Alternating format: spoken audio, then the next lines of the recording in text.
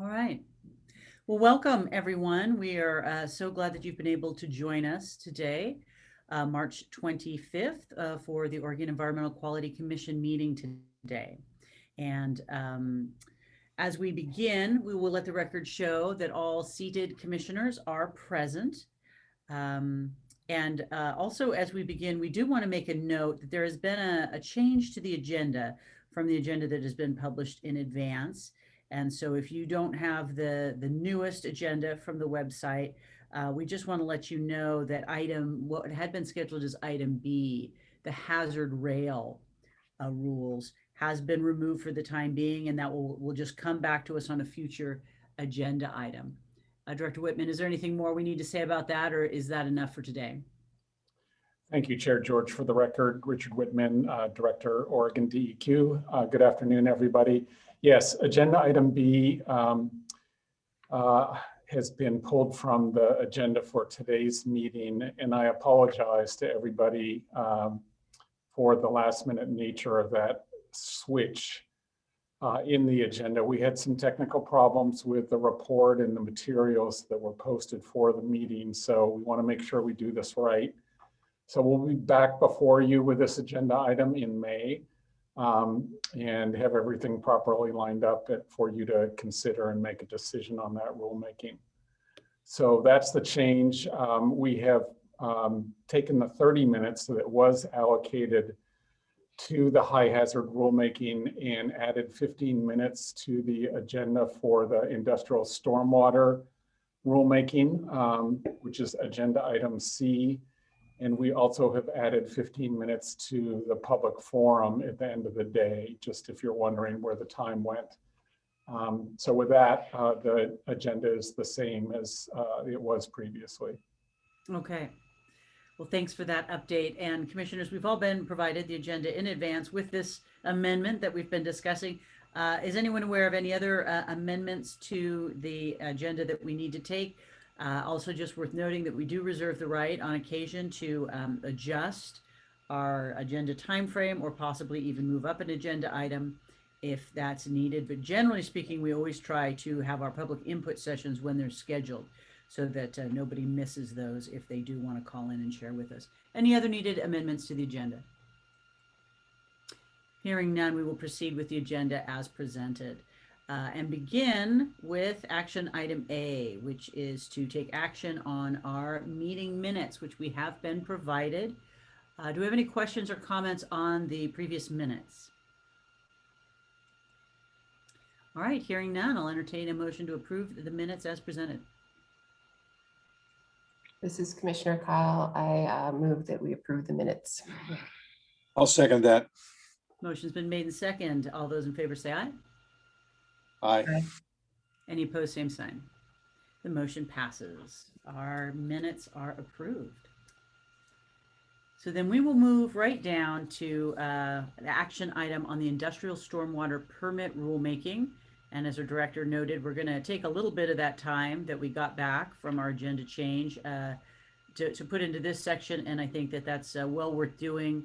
There's been a lot of work on this and we have a lot of comments. And so we want to make sure we have enough time to go through all that. And we want to welcome and thank Justin and Christine and Krista for helping us with the agenda item today. Welcome. Members of the Commission, thank you. My name is Justin Green. I'm the Water Quality Program Administrator for DEQ. The action before you today is requesting approval of the rulemaking renewing the department's 1200Z industrial stormwater permit. As the Commission may recall, this permit was the subject of litigation. As part of the resolution of that litigation, the department agreed, among other things, to renew the permit by the end of March 2021. The Commission may also recall that the water program decided to conduct the renewal via rulemaking to ensure the proper process for getting input on the permit, as well as to provide the utmost transparency in our process. So I will turn things over to Christine and Krista to provide more information regarding this rulemaking. Thank you very much. Thank you, Justin. Chair George, members of the Commission, for the record, my name is Christine Svetkovich, and I manage the stormwater and the underground injection control programs here at DEQ. I'm here today to recommend a proposed rule for DEQ's industrial stormwater general permit renewal. Before I get to the recommendation, I will share a bit about industrial stormwater, a summary of this rulemaking to date, some of the feedback that DEQ received on the draft permit, and then our recommendation. Next slide, please. In 1987, Congress added stormwater discharge regulations under the Clean Water Act. And in the early 1990s, EPA and the state took the first steps in developing industrial stormwater permitting frameworks under what are known NPDES permits. DEQ issued our first industrial stormwater permit in 1991. Sites are required to have industrial stormwater discharge permit coverage if the stormwater discharge flows directly or indirectly to surface waters, and they have certain standard industrial classification codes. There are 29 industrial groups identified under those federal regulations. Stormwater from impervious areas such as paved streets, parking lots, and building rooftops run off, picking up and transporting pollutants associated with industrial operations to rivers and streams. Many industrial sites are completely paved, therefore impervious. This increases the rate and the amount of rainfall and snowmelt that makes its way to our streams and rivers compared to undeveloped areas or other land uses that may develop with stormwater management in mind. This is why we regulate industrial stormwater in Oregon. Next slide, please. The permit is designed to reduce pollutants that may get into waterways from industrial sites. These include hazardous materials that are stored outside, loading and unloading of materials, fueling stations, equipment maintenance and cleaning, and other activities that are often exposed to the weather. Permit registrants must minimize stormwater exposure where they can, develop spill prevention plans and response procedures, and perform regular inspections. Stormwater has long been recognized as one of the many contributors that leads to water quality impairments. Stormwater research, which primarily to date has been on highways, continues to help us understand the environmental impacts on aquatic life, including salmon from wet weather events. Next slide, please. Currently, we have over 860 facilities covered under the general. These facilities discharge into 180 different waterways throughout Oregon. There are all different types of industrial sites across the state that have permit coverage, such as lumber mills, landfills, auto and waste recycling, food processing facilities, and ports. There are also specific industrial activities covered under the permit that discharge directly into the Columbia Slough and into the designated Portland Harbor Superfund area in the Willamette River in Portland. In general, all different types of industries throughout the state have the same permit requirements under the main part of the permit. The last part of the permit, which is in Schedule E, are the sector-specific requirements that EPA sets and are based on industrial types. Next slide, please. I'll take a brief moment to talk about the current 1200Z permit. All facilities are required to develop and implement a site-specific stormwater pollution control plan, monitor their stormwater, and adjust pollution controls based on sampling results. There are currently 3 main types of monitoring required: benchmarks, impairment monitoring, and sector-specific monitoring. All permit registrants monitor for copper, lead, zinc, pH, oil and grease, and total suspended solids. And they compare those sample results to the concentrations that DEQ has set in the permit called benchmarks. Benchmarks are targets to assist facilities in determining whether their pollution control measures are adequate to protect water quality. An exceedance of a benchmark requires corrective actions, which could include installing stormwater treatment and or doing other actions such as reducing sediment with more sweeping at sites. Then, facilities that discharged into impaired waters on the 303D list must also sample for impairment pollutants that waterway is listed for. Waterways that data indicates a designated use is not supported or a water quality standard is not attained. Depending on the standard industrial classification code of a facility, sector-specific requirements and monitoring may also be required. Additionally, each regulated facility must conduct employee training and comply with record keeping and reporting requirements. Typically, NPDES permits are issued for 5-year terms. As such, the expiration date of the current permit is July 31st, 2022. Next slide, please.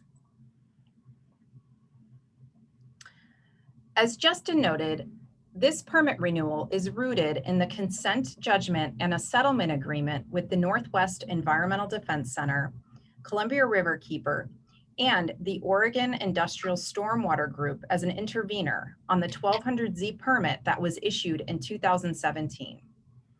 The consent judgment outlines the timeframes by which DEQ agreed to conduct specific actions, including to issue the final permit by the end of March 2021.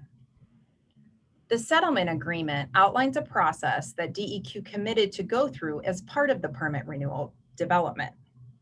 In short, DEQ committed to consider technology-based effluent limits for copper, lead, zinc, and total suspended solids, and consider one or more water quality-based effluent limits related to industrial stormwater discharges into impaired waterways. Also, as Justin noted, we are doing this permit renewal as a rulemaking rather than in order to ensure full transparency and a standardized process outlined in Oregon's Administrative Procedures Act. Since there are so many facilities covered under this permit, and we are considering some important policy changes, we've determined that having this permit adopted by rule is most appropriate. Next slide, please.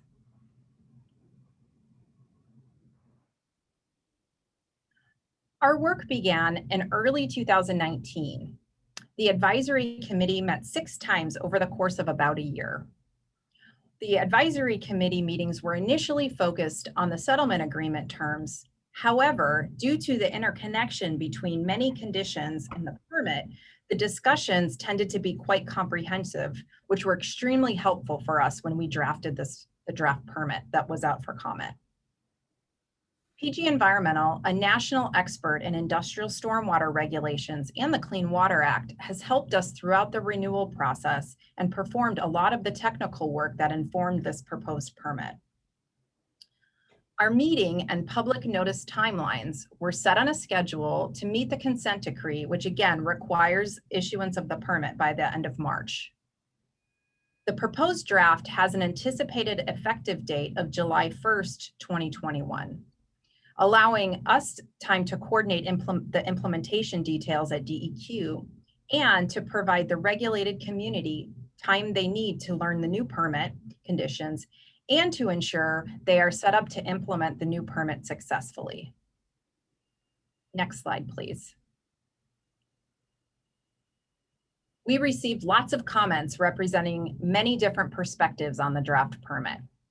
The comments are in attachment E of the packet, and DEQ's responses are summarized in attachment D. As you will note, we made changes to the proposed final permit based on input that we received. Some comments were in support of the draft permit conditions, while others provided feedback on how the permit could be changed. There were comments regarding issuing the permit before the current permit expires in 2022 and renewing the permit as a rule and not as an order. As I already mentioned, based on the consent decree associated with the lawsuit, DEQ committed to issuing the new permit by the end of March 2021. While this is a little over a year before the current permit expires, we're recommending a phased implementation of some of the new permit conditions, as well as the later implementation date of July 1st. Additionally, based on many factors, as I noted, DEQ determined that conducting this permit by rule is appropriate, and our regulatory authority provides us this option. In the upcoming slides, I'm going to go over the major proposed changes to the permit and summarize the comments we received about each of them. Next slide, please.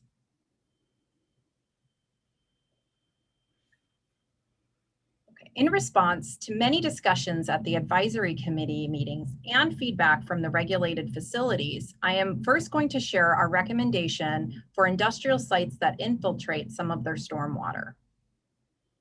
Some permit registrants use infiltration devices to reduce the amount of water that's discharged from their sites. The permit refers to infiltration devices as mass reduction measures. Many of these devices are designed and built to infiltrate all water except during big storm events based on the local storm data or extended periods of wet weather when everything is saturated. Infiltration devices can include bioretention devices and detention ponds as shown on this slide. This approach is important from an overall surface water protection standpoint, as infiltrating stormwater helps to reduce flooding events, hydromodification, and the mass of pollutants that ultimately discharge into waterways. DEQ has allowed and promoted infiltration devices and the associated requirements for 2 permit cycles now. This permit conditions put Oregon on the forefront regarding a nationwide effort by EPA and others to infiltrate and reuse stormwater as a way to protect wetlands, rivers, and streams. The proposed new requirements include verification by a professional engineer or certified engineering geologists that the devices, some that have been installed for over 10 years ago, have been maintained and are still infiltrating the design volumes of stormwater. If not, the industrial operator must complete upgrades or fixes to get it back to operating as designed. The proposed permit includes timeframes to complete this maintenance work and allows these facilities to discontinue monitoring when the stamp certification is approved and appropriate maintenance is performed. After considering input on the proposed new framework, including concerns about having to get the sites recertified, the costs associated with the requirements, any continued sampling, and which facilities will be eligible for these permit conditions, we determined that these permit conditions are necessary to verify that the system is functioning as intended, ensure proper maintenance, and verify the pollution reductions anticipated are in fact occurring, especially since many have been in use for years. In response to comments, we also proposed that any infiltration device installed for whatever reason be allowed to discontinue monitoring the discharge from properly maintained and operating infiltration systems. Next slide, please. I'm now going to explain how the proposed permit has changed in regards to pollutant monitoring. PG Environmental helped us analyze nearly 20 years of discharge data reported by industrial sites. Based on that analysis, as well as an evaluation of the current 303D list of impaired waterways, DEQ determined that 6 pollutants, copper, lead, zinc, iron, pH, and E. coli, when discharged from industrial sites to these impaired waterways, have reasonable potential to discharge above water quality standards. Based on this analysis, DEQ is proposing a new framework for managing impairment stormwater sample results that indicate elevated levels. The framework leads to water quality-based effluent limits to ensure discharges meet water quality standards for these pollutants. Since numeric water quality-based effluent limits for metals are calculated using the hardness of the receiving waters, and this permit regulates industrial stormwater discharges into over 180 different receiving waters, the water quality-based effluent limits for copper, lead, and zinc are set using 7 separate regional areas, which DEQ calls georegions. The pH numeric water quality-based effluent limits are set on a basin level as outlined in the existing water quality criteria. Permit registrants that are subject to numeric water quality-based effluent limits for any of these three metals or pH would have up to 2 years to meet the numeric limit. This time may be necessary to develop and implement a plan to reduce the pollutant loads. After that time, an exceedance of the limit into waterways on the 303D list would result in a permit violation. For iron and E. coli, we propose narrative water quality-based effluent limits, which include specific best management practices to reduce the pollutant loads. This is because lead and E. coli are ubiquitous in the environment, and it may be very difficult for industrial operators to determine and mitigate sources at their site. We received concerns about including water quality-based effluent limits in stormwater permits, costs to businesses, applying limits on a regional scale, and concerns about the methodology. We evaluated all possible options for managing discharges of industrial stormwater that have a reasonable potential to impact waterways impaired for those pollutants, and determined that the recommended framework is appropriate and meets our obligations under both state and federal regulations. In addition, while today we cannot predict how many facilities may end up with a water quality-based effluent limit, we do know that stormwater discharge data shows that facilities can meet the proposed impairment monitoring concentrations.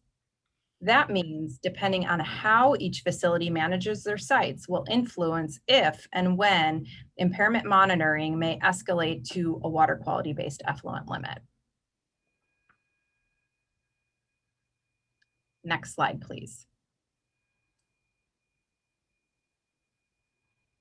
As part of this permit renewal process, we also reevaluated the benchmarks. We presented our modeling methodology used from previous and current permit cycles to get input from the advisory committee. They affirmed the modeling methodology is consistent with the protection of waterways from industrial stormwater discharges.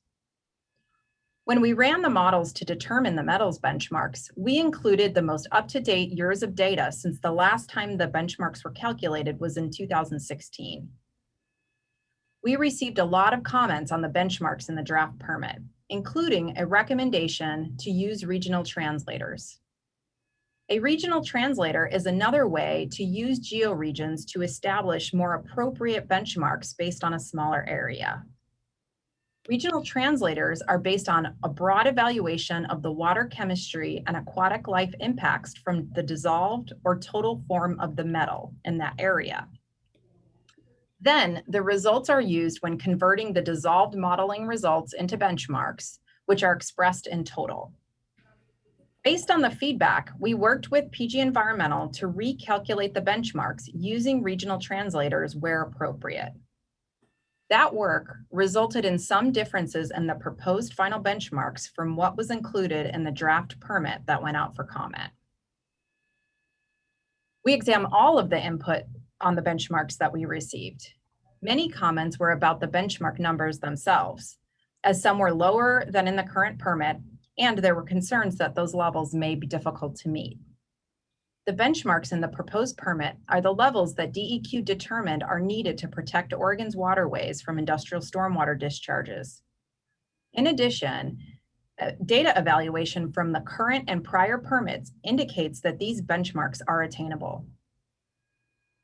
As I noted previously, Schedule E of the permit has been adopted from EPA, and therefore some of the benchmark concentrations were derived from the federal water quality standards. DEQ updated all of the benchmarks in Schedule E to be consistent with Oregon's water quality standards.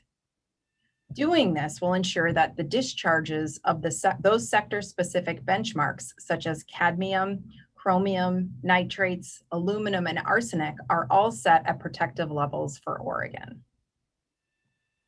The Columbia Slough Total Maximum Daily Load, also known as a TMDL, has an established waste load allocation for biochemical oxygen demand for industrial stormwater. As such, the Industrial Stormwater General Permit has been the implementation pathway for the TMDL since 1999. Since the technical work to establish this benchmark was done over 20 years ago, and we know there have been a lot of changes in the Columbia Slough watershed during that time, we determined it was important to evaluate the monitoring data as well as the assumptions that went into calculating the original benchmarks. Based on that work, we propose a lower biochemical oxygen demand benchmark for discharges into the Columbia Slough watershed. Again, because we know the data trends from the past 20 years from all 130 facilities that discharge into the Columbia Slough, we have confidence that the proposed benchmark is attainable. Next slide, please. As part of this permit renewal process, sorry, I was on the wrong slide. Now that I have provided an overview of the industrial stormwater discharge monitoring and some of the differences proposed in the permit, I will run through some of the main points and highlight a few more important proposed changes to the monitoring requirements. As I noted on a prior slide, we evaluated the benchmarks and water quality-based effluent limits in the 7 georegions. By breaking the state into 7 smaller georegions, the monitoring concentrations can better take into account specifics such as local background data, hardness of the water, and similar ecosystems. Based on modeling and expanding the georegions from 4 to 7, many of the benchmark concentrations have changed. Some of the benchmarks went up and others were lowered, though they are all generally in the same range as the current permit. When PG Environmental evaluated the past industrial stormwater discharge data, we learned that many of the impairment pollutants, again, which are the pollutants that are on the 303D list of impaired waters, had not been detected or had very few detections over many years. As I mentioned a little earlier, based on that work and discussions with the advisory committee, we are proposing to eliminate all impairment monitoring except for copper, lead, zinc, iron, pH, and E. Coli, which again are the pollutants we determined to have a reasonable potential to discharge at levels above water quality standards in waterways impaired for those pollutants. This will decrease the monitoring requirements for many facilities that have been sampling impairment pollutants for years without exceeding water quality standards or even getting detections. Some will save a great deal on monitoring cost and time, as certain pollutants are expensive to analyze. The current permit allows permit registrants to apply for what is called a monitoring waiver to discontinue monitoring when the sample results are at or below the benchmarks. This means that currently, some facilities only monitor the first year of permit coverage.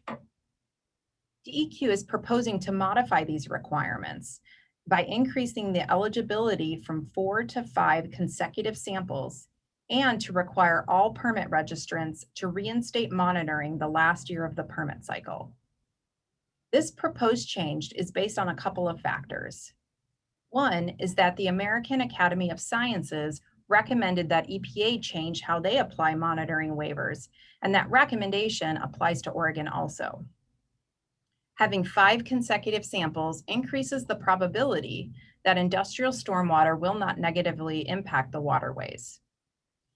In addition, having industrial operators reinstate monitoring for all pollutants the last year of the permit cycle will help DEQ's understanding of industrial stormwater discharge trends and ensure facilities are continuing to maintain and replace their pollution control measures throughout the permit cycle.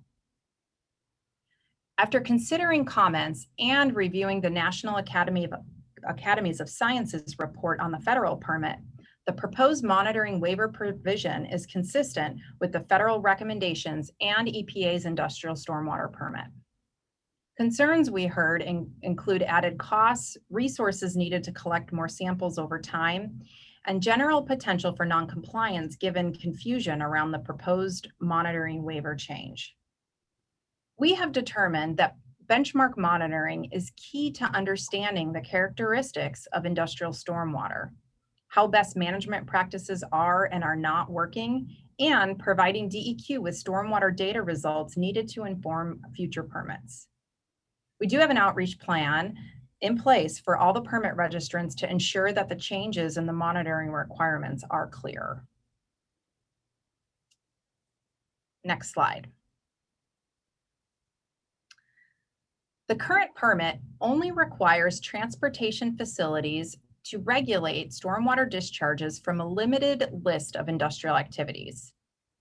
We are proposing to expand the areas that are regulated at transportation sector facilities.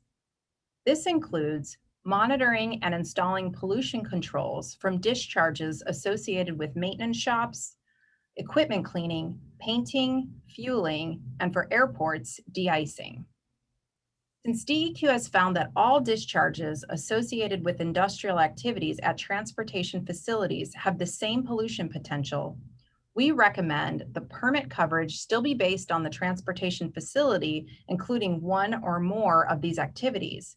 But once covered under the 1200Z permit, the entire footprint of the facility be regulated. Therefore, facility operators from the transportation sector, some of which are listed on this slide, must ensure that the stormwater pollution control plan and associated monitoring covers the entire site. This change will increase confidence that pollution control measures are installed to reduce any pollution potential pollution, discharges from previously unregulated portions of the industrial site. Transportation sectors, like highways, consist of a lot of truck traffic and forklifts. Thus, the proposal to ensure the entire site is implementing appropriate stormwater pollution controls is important to protect water quality.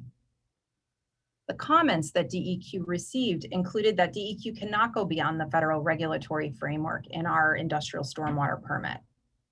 As outlined in the staff report for this agenda item and the response to comments, we have full authority to regulate pollution discharges however we determine is appropriate in Oregon, as long as it meets the minimum federal requirements. We also received comments in support of this change to protect water quality based on concerns about stormwater discharging from all industrial activities at transportation facilities. Next slide, please. Thank you. Finally, we included specific requirements related to the use of the new environmental data management system, Your DEQ Online. It is going to be crucial that the industrial stormwater permit registrants set up profiles as soon as the system is ready for it. As of today, we do not have a date certain when it will go live for stormwater permit registrants, but expect it will be this year.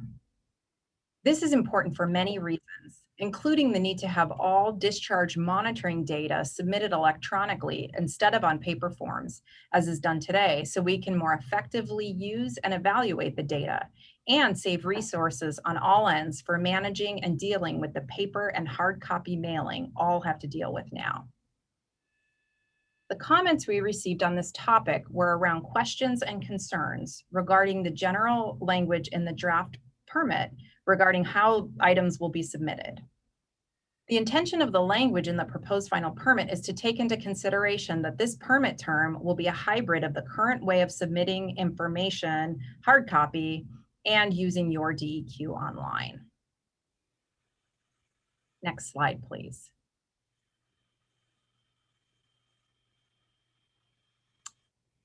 So before we move on to our recommendation, this is the time to ask any questions for us.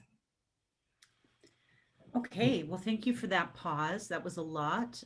Do we have any questions or comments now? Commissioner Mosby.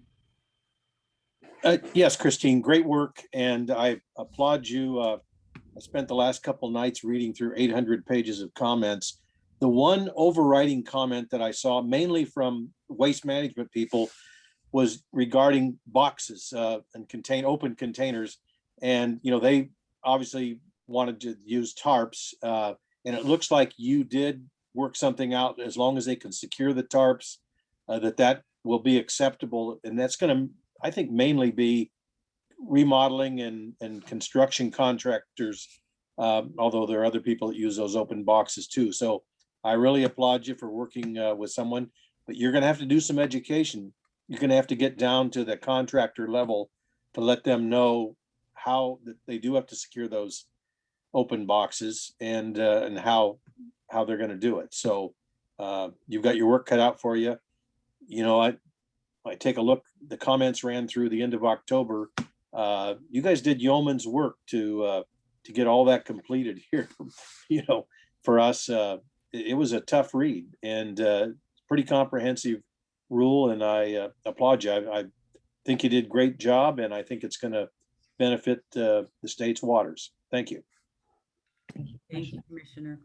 And I just want to note for the record that Vice Chair Barrasso has had to leave the meeting, but that is all right. We can continue as we are. And I believe that Commissioner Kyle has a question or comment. Yes, thank you. I want to echo Wade's comments on, I appreciate how comprehensive everything was. And it does address a lot of kind of those historical issues that have been coming up. But I did have some questions about clarity of some of the decisions that went into the rule. So when I was reading through it, I couldn't quite understand like how you selected the georegions, and then that became one of the comments, and then you expanded the georegions. So could you kind of clarify how those were selected and what information is going into making those decisions, please? Sure. Thank you, Commissioner, for the question. I'll start and then pass over the details to Krista Ratliff.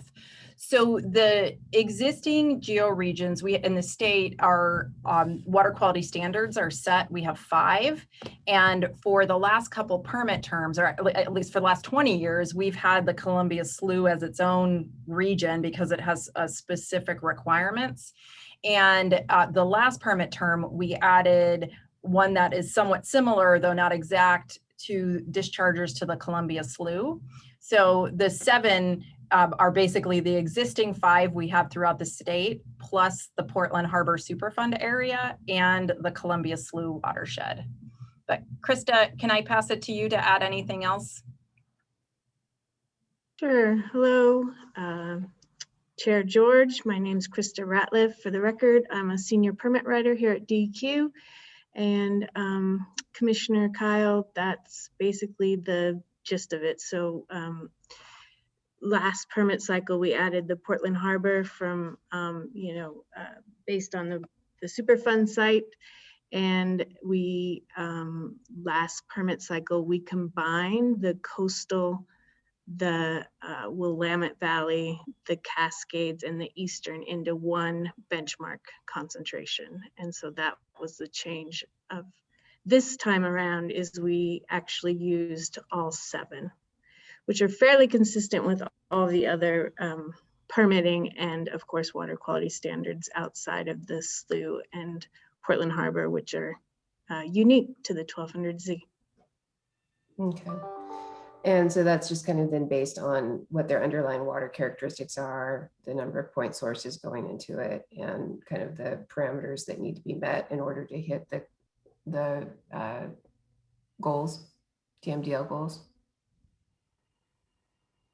Commissioner Kyle, I can take the first crack at that, and then Krista, if you want to add anything, please do. Well, I would say it's more based on how we calculate our water quality standards for metals, because they're already broken up into the 5 georegions to do the analysis that results in the water quality standard. That's how those are set, and then we just carved out the Columbia Slough and Portland Harbor from the existing 5 that are used for our water quality standards for metals, just because they're unique and we have specific requirements. Okay, because that was one of the comments that I was seeing as well, was sometimes you're using the EPA and sometimes you were modifying it.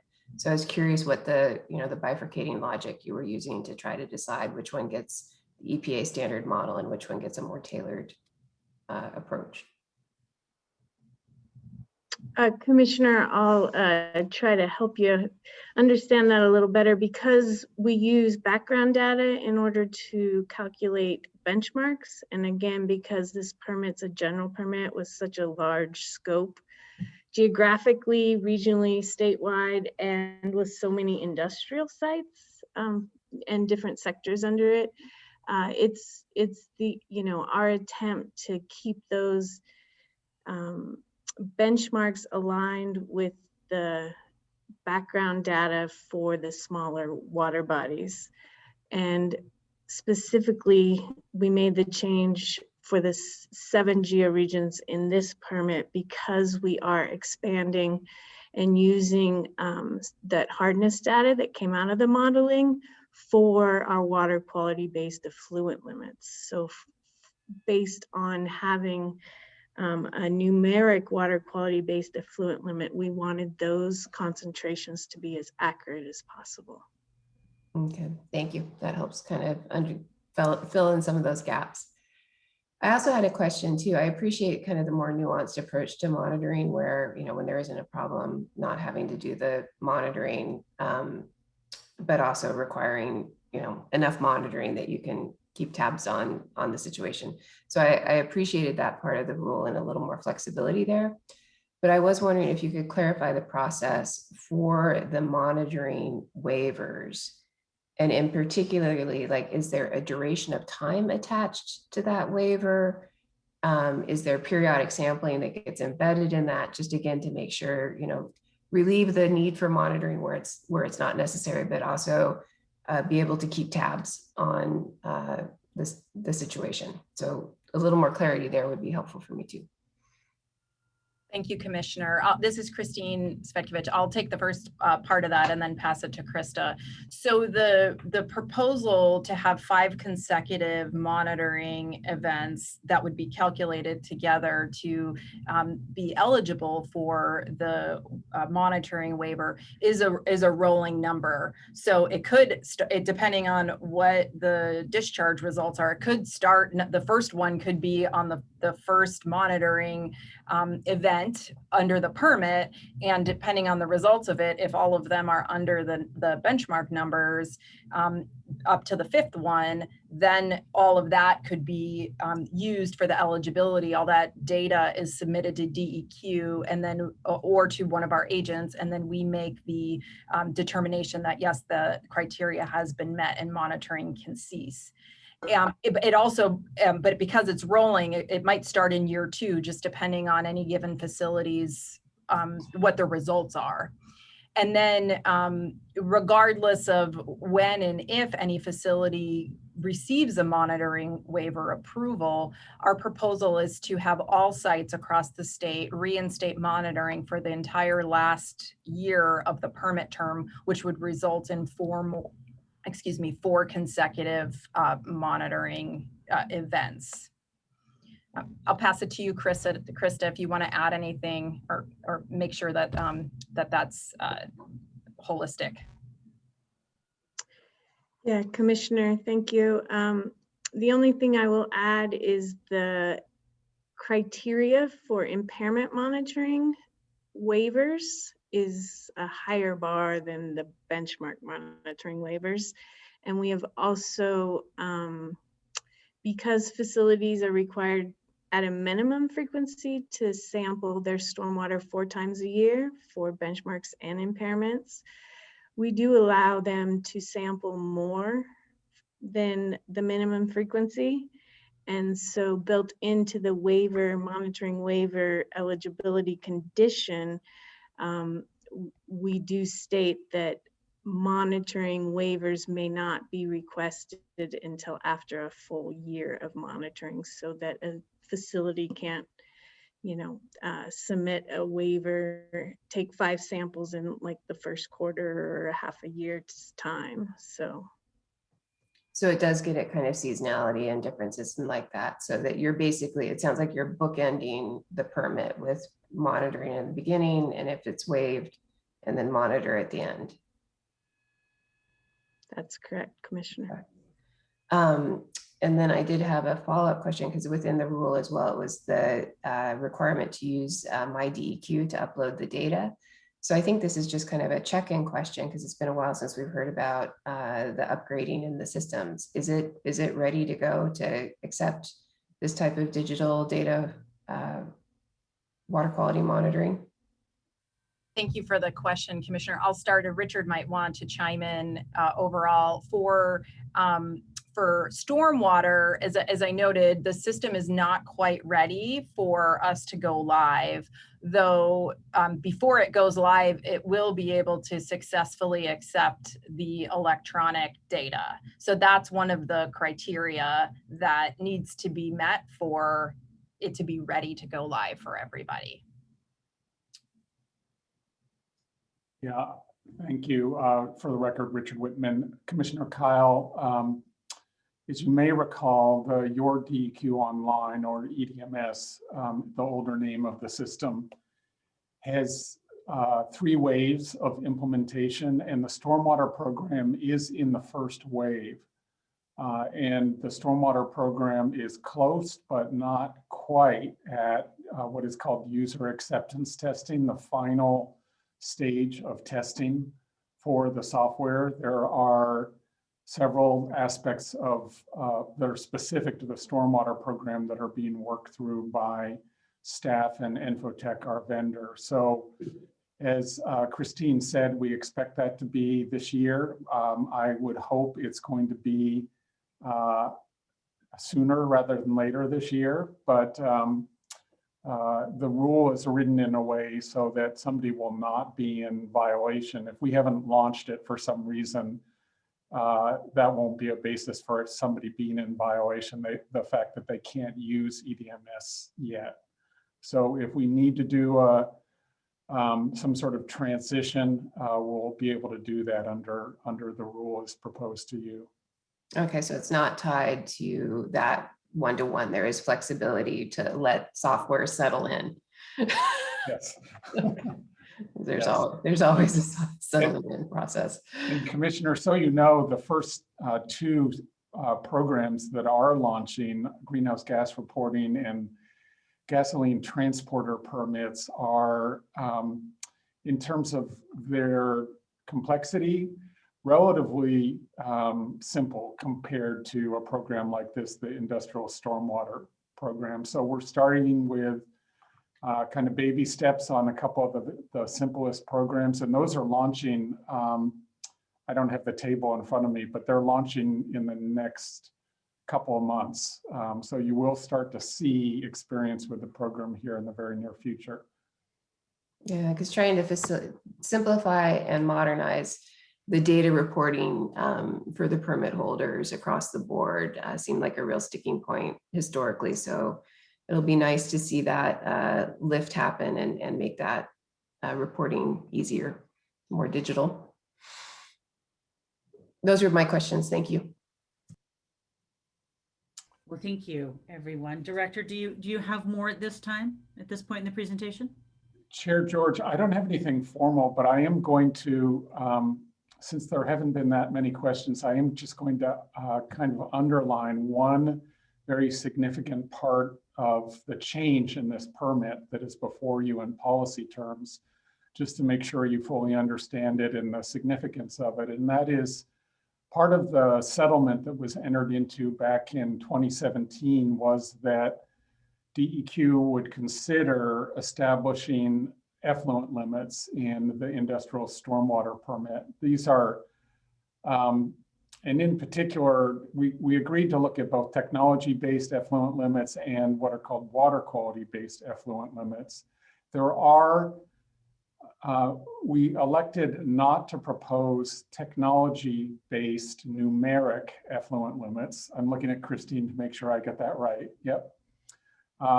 Basically because of the complexity and difficulty of compliance in monitoring around that. But on the water quality-based effluent limits, these are limits for facilities that are discharging into waterways that are not meeting a standard. And we have proposed, as was said in the summary, both narrative water quality-based effluent limits and some numeric water quality-based effluent limits. So this is new. It's really is kind of leading edge nationally. This is something EPA has been looking at, and we expect we'll continue to look at here in the relatively near future for the national program. But Oregon will be kind of at the forefront, particularly on the numeric water quality-based effluent limits. Those again are copper, lead, zinc, and pH. The one comment I'll make about this is there are, and staff can correct me if I get this wrong, but there are relatively few waterways that have industrial facilities discharging into them that are not meeting standards for copper, lead, zinc, pH a little bit more, but it's not everywhere in Oregon. I want to make sure you understand this is a relatively limited number of waterways and a relatively limited number of facilities affected by the potential for numeric water quality-based effluent limits. And again, not to confuse you further, but those effluent limits only go into effect after a cycle of best management practices, monitoring, adaptive work, and then if they continue to fail to meet those limits, then they become limitations in the permit. So I hope that is not confusing, but I felt it was important. It's an important enough change in the permit. This is one of the policy reasons why we wanted to do this particular permit by rule and bring it to the commission for a decision.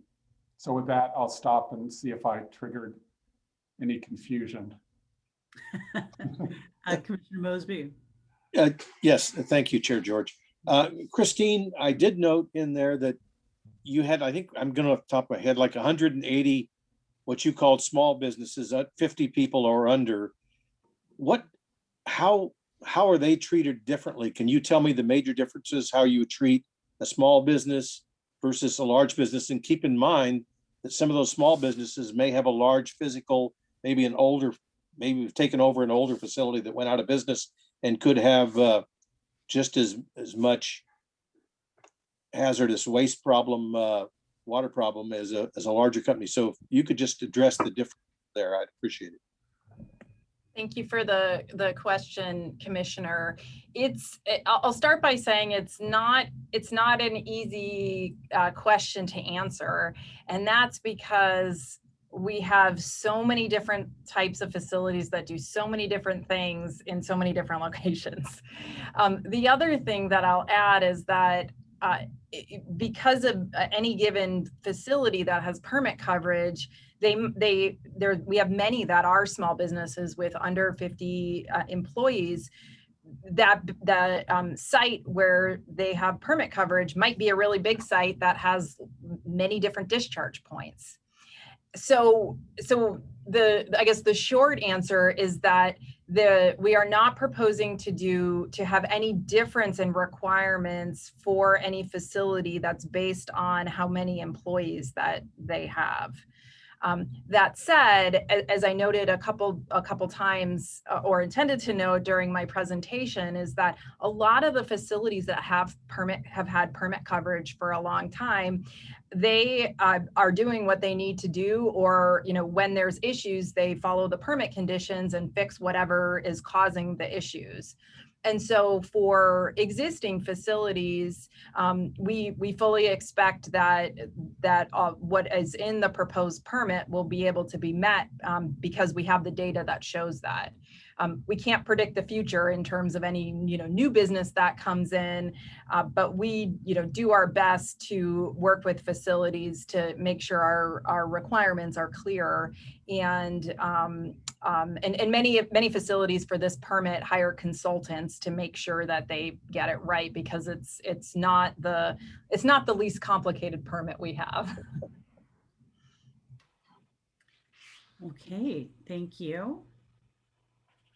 Any other comments and questions now? All right, seeing none, why don't we go ahead and continue? Okay, next slide, please. So since this proposed rule is to adopt a general permit into our existing rules for NPDES general permits, this slide just shows the proposed rule language in blue at the bottom. So what we're proposing is to add the reference, the name of the permit and the reference to the existing rules.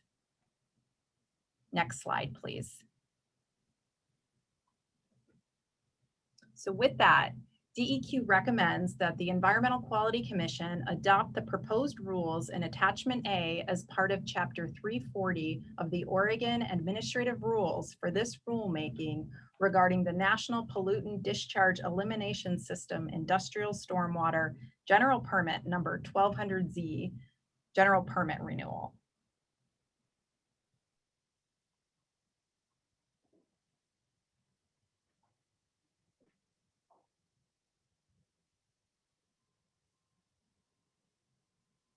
Sorry about that. Did the old mute trick. Commissioner Kyle. Yes, so this is Commissioner Kyle, and I recommend that DEQ recommends that that we adopt the proposed rules in Attachment A as part of Chapter 340 of the Oregon Administrative Rules for this rulemaking regarding the National Pollution Discharge Elimination System Industrial Stormwater Discharge Permit number 1200Z General Permit Review. And I move that the Commission adopts the proposed rule amendments in Attachment A as part of Chapter 340 of the Oregon Administrative Rule. I'll second that. We have the motion and the second. All those in favor signify by saying aye. Aye. Any opposed? Same sign. Hearing none, the motion passes. Thank you very much, and thank the staff, the committee, everybody who spent a tremendous amount of time working on this and bringing it forward and even presenting it. There's a lot of complexity here, and we know that this is a big step. Director Whitman. Yeah, thank you, Chair George. I really want to commend Christine and Krista and all their team for their work on this rulemaking. This staff report was one of the longest, most complex, and best written staff reports that I've seen in my time here at DEQ. So great job, folks. And also, Chair George, echo your thanks to the members of the Rules Advisory Committee and everybody who submitted comments. We had an extraordinary amount of input on this rulemaking. And I think if you read through the staff report, and particularly the response to comments carefully, you'll see that staff really took the comments seriously and responded appropriately where we could to make changes in what was proposed to the commission. So I'm very appreciative of the group effort on this. I know there's been some sentiment that doing this by rule rather than order is not the, it isn't the way that we've done it in the past. And I think some folks want to have a conversation about how we approach this permit in particular going forward. I think we're open to that. We will talk with stakeholders about process for the next renewal of this permit in 5 years. Yes, we have to come back here again, and we'll see. We're not dead set on always doing this by rule, but I think I feel good that we did this iteration of the rule of the permit by rule to bring these bigger issues to the forefront and really provide a forum for them to get addressed fully. So again, thank you to everybody who participated in that, and we'll see you in 5 years. Well, thank you, Director. And I appreciate to hear that you are going to have those follow-up conversations because, as has been noted, the comments and the response were very substantial. And we did see several different people who had questions or thoughts about that change. I do think, it's clear that DEQ has the authority to do that. However, I am very interested in hearing about those follow-up conversations, why people felt the way they did about that, and just kind of get a better understanding of where, in the future, moving forward, we think that that's the right tool or which way to go in regard to those types of decisions. So I'm just glad to hear that those follow-up conversations are happening. So thank you very much. We are substantially ahead of schedule, but I think it also had a lot to do with, the preparation in advance that has been done with the commission on this process. So we were pretty familiar with this long work effort. Next on the agenda is our Cleaner Air Oregon program update. Are all the staff necessary for that presentation with us? Chair George, this is Stephanie Caldera, your commission assistant. I do not believe that Ali Mirzakhalili, our Air Quality Division Administrator, is currently on the meeting. We do have some of the other staff. If the commission would be willing to consider a recommendation to either take a short break or your commissioner reports, which are scheduled for the end of the day.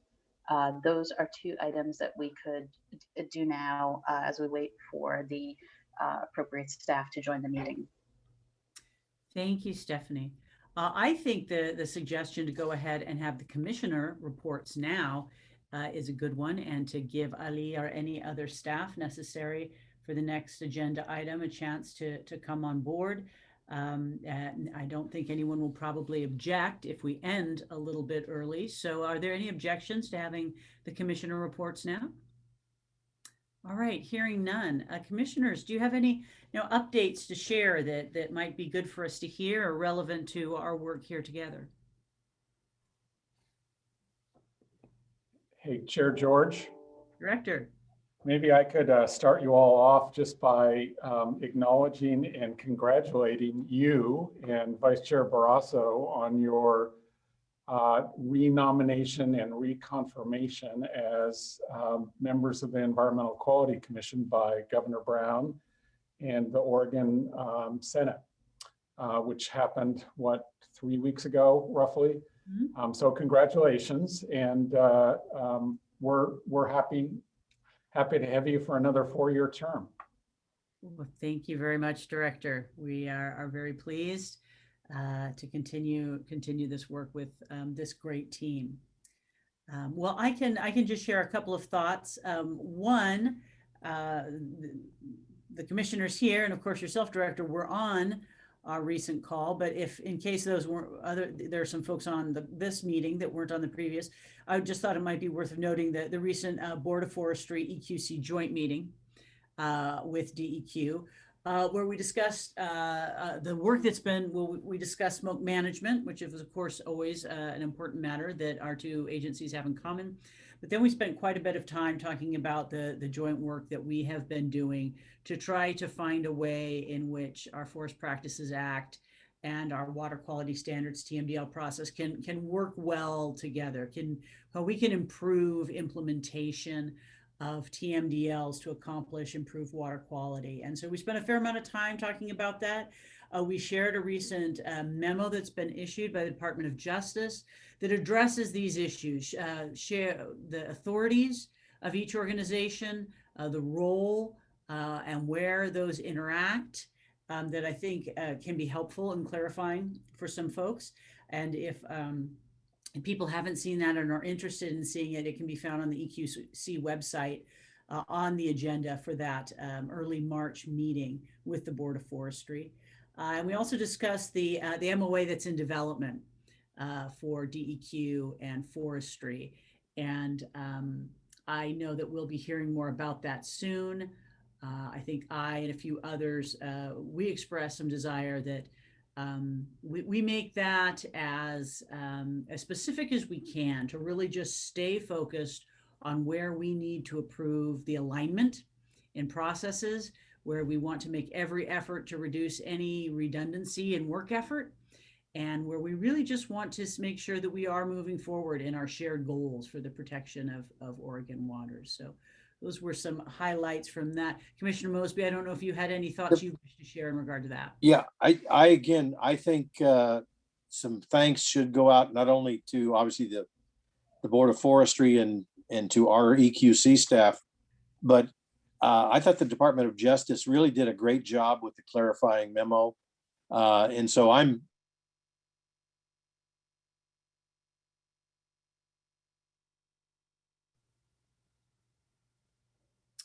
Uh-oh. Really learned to quality having reports. I think we've made a great step forward. So that was great. I do have more of a question here as far as, and maybe for Director Whitman. You know, we in February, at least the communities that I live in and near me got hit very hard with the ice storms.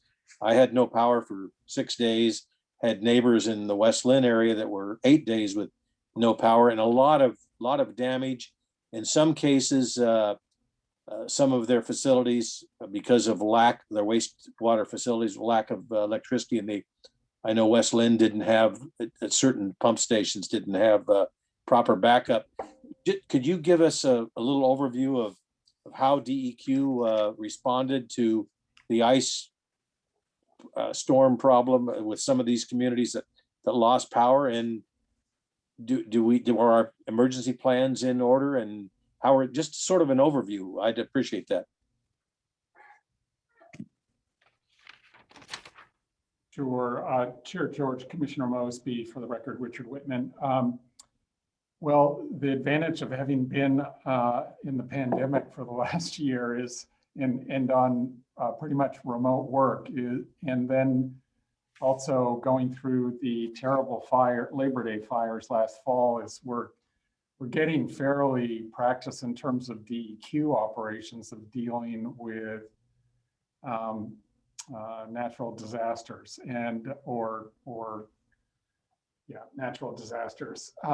So in this particular instance, the issues were the main operational issue we had at DEQ during the ice storms was with regard to our vehicle inspection program. And so we did, as you might imagine, we did have to shut down our VIP program pretty quickly during the ice storm, but that's a fairly normal occurrence. It usually happens once or twice a year anyway. It's an inconvenience for motorists, but generally if we're shutting down, they probably shouldn't be out driving anyway. In terms of the loss of power in a number of communities, I know a lot of individuals were seriously affected by the loss of power and often resulting loss of heat in their homes for a number of days, or in some cases even weeks.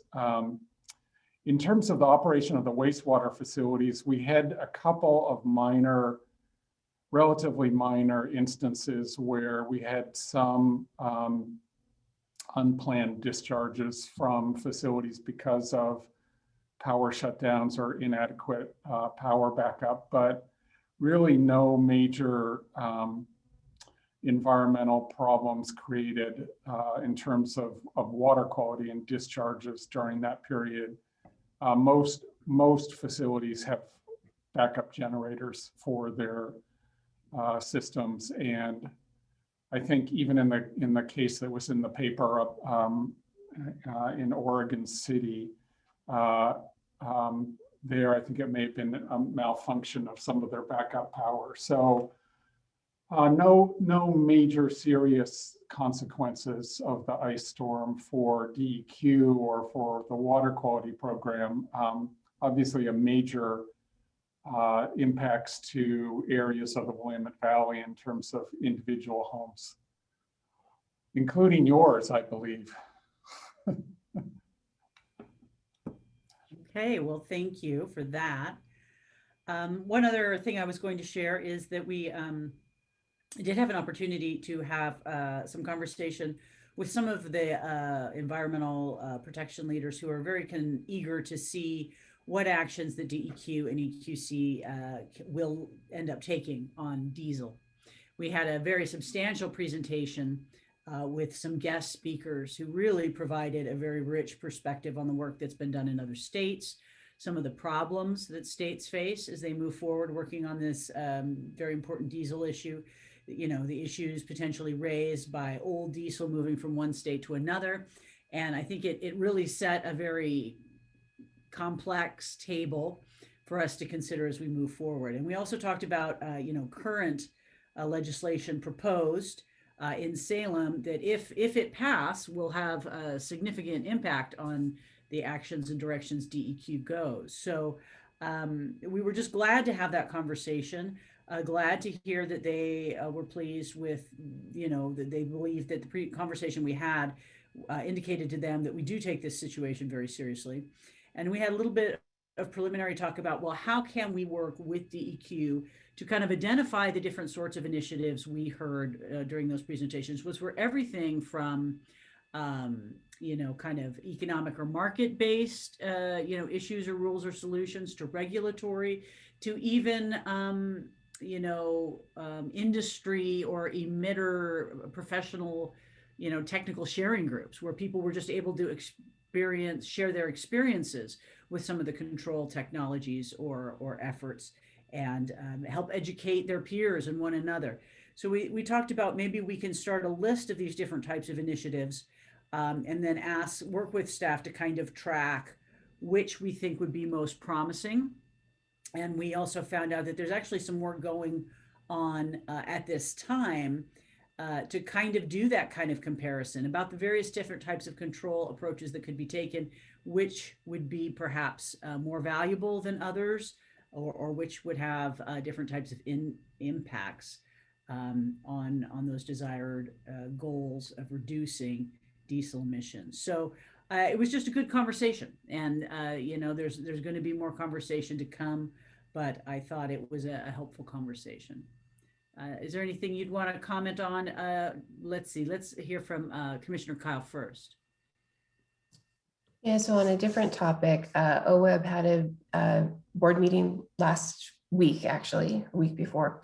So some of the things that I thought would be particularly relevant to report out was there was the Klamath Dam removal aspect. So there was OWEB is willing to support the funding sources for that work, which helps to shore up what would be the largest dam removal in US history.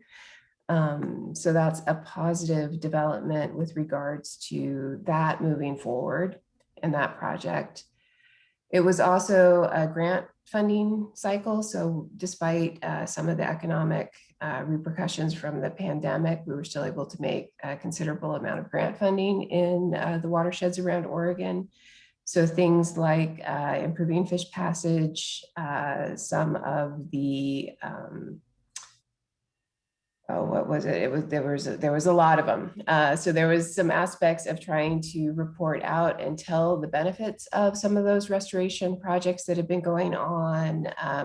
The SIA program, which is the cooperative program with agriculture, some of the open solicitation. And so there was projects that were funded across Oregon for that, which is really nice. And then there was a lot of discussion about climate consideration in the grant making process of OWEB. And within that, there was the conversation how that kind of ties in with Oregon's overall greenhouse gas emission program, which seems really relevant given the work with DEQ on those programs. And so it seems like both agencies work really well together, and the staffs have really good conversations around this. And just to emphasize that there's opportunities here when the agencies are collaborating and working together, that hopefully we'll be able to invest some of those restoration dollars in ways that also help to mitigate some of the greenhouse gas climate change emission goals. So I think there's an opportunity for synergy there that's really positive and really exciting to see. So continue with that. And for all of the DEQ staff that are in those conversations, I really applaud the level of communication and cooperation on those initiatives, because when the agencies work together, we can get farther, faster, and it's nice to see. Thank you, Commissioner Kyle. That says some great work. That's some exciting news about those projects going forward. Director, did I see your hand before Commissioner Kyle went? No, that's fine. Okay. Well, and then the last thing might be a little bit related to Commissioner Kyle's comments about habitat enhancement, restoration, and its interrelationship with water quality, which is very direct issues related to the work of DEQ. And it's a bit of a personal observation. So in February, I drove up the Santiam corridor and had the opportunity to see that tremendously heavily impacted the communities up in there and the ecosystem up in there. And it is just as devastating, and the impact is even greater than what we see on the news. But also had the chance to see the tremendous amount of work that is now going up there as well, going on up there in and around those communities. And I am not myself completely familiar with the various land ownerships, as they may align the highway that I was driving through.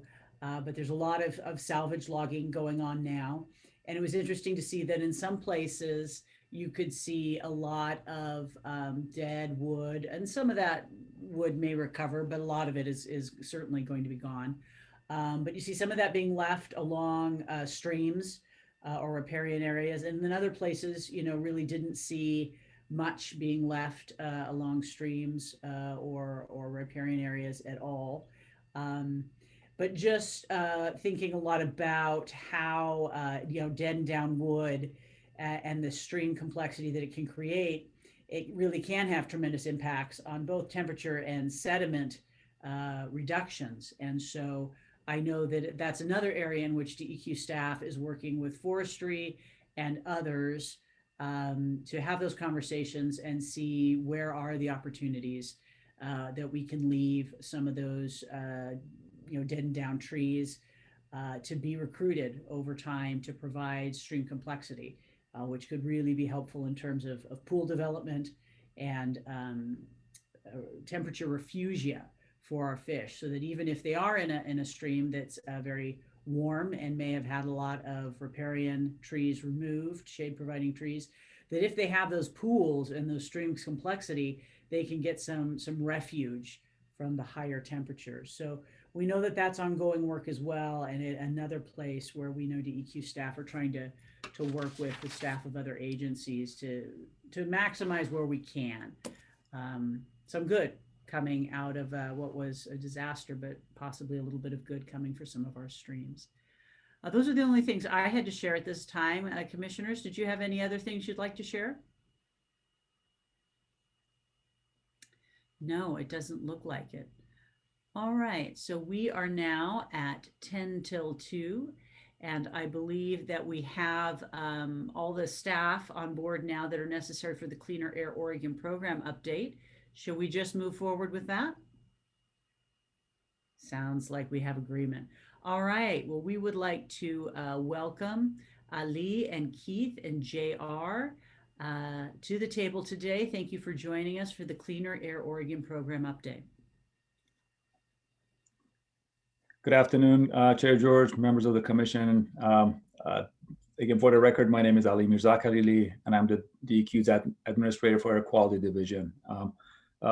Stephanie, you want to tee up our slides? Great, thank you. So again, we are here today to provide you an informational update on DEQ's Clean Air Oregon program. At the time that we adopted the rule, we committed to report back in 2 years' time on the status of the new program. And this presentation and the accompanying report provides that update. We will present status report on and metrics related to implementation of the program, an update on implementation progress, detailing what's working, what challenges we are facing, and ideas and plans for future improvements. And finally, we will give you an update on upcoming program rulemaking and other actions that are on the horizon. One of the most important partners is also here today, the Oregon Health Authority.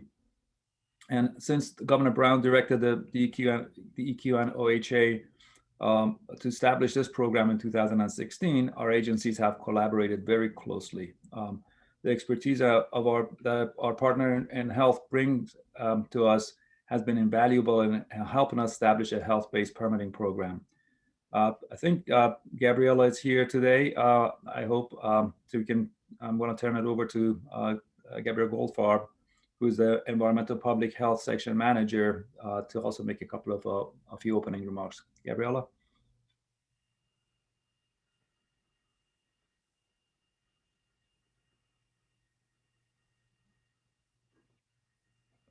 Ali, this is Keith. I just texted Gabriella. I'm not sure she was aware we were a little early, so I think she's going to plug in here in any second. Well, why don't we just move on? I appreciate it. Maybe we can at the end we give her an opportunity to join. I just want to make sure that we recognize the partnership we are having here with her, and for sake of your time, I want to stay on track. I just keep going, but we really appreciate the contribution from the OHA. I just want to take the time and recognize that what their team brings to us. It's really appreciated by my team. Yes, absolutely. And there she is. Very good. Yeah, Gabriella, I was just singing your praises. If you are here, I will turn it over to you to say a few things. Thank you. Apologies. We are in a rulemaking with OSHA for worker protections from heat and wildfire smoke, and they were overlapping. So sorry, you all are ahead of schedule. So thanks for making space and letting me join a little bit late. So I got the very last part. Thank you, Ali. And I will just reflect at this 2-year juncture. We always have had a good working relationship and collaborative working relationship with DEQ, but Clean Air Oregon clearly has brought things to a much higher level, and being able to work collaboratively on a health risk-based regulatory system has had effects beyond just CAO, but certainly in this program, it's been a great partnership, and it really is a fulfillment for us of a commitment, and has made possible a health in all policies kind of success story for us. And reflecting on the longer trajectory of this initiative and the crisis of public concern in which it was born, it really has provided a way to address in Oregon a chronic conflict between communities and companies and the state, their government. So we look forward to continued work on this, still a fledgling program, but a lot of good solid progress you'll be hearing about now. And I will not stand in the way of digging into it, because there's a lot to wrap your brains around. So thanks very much for the opportunity to thank you all, thank the EQC and our DEQ colleagues. And I'll turn it back over.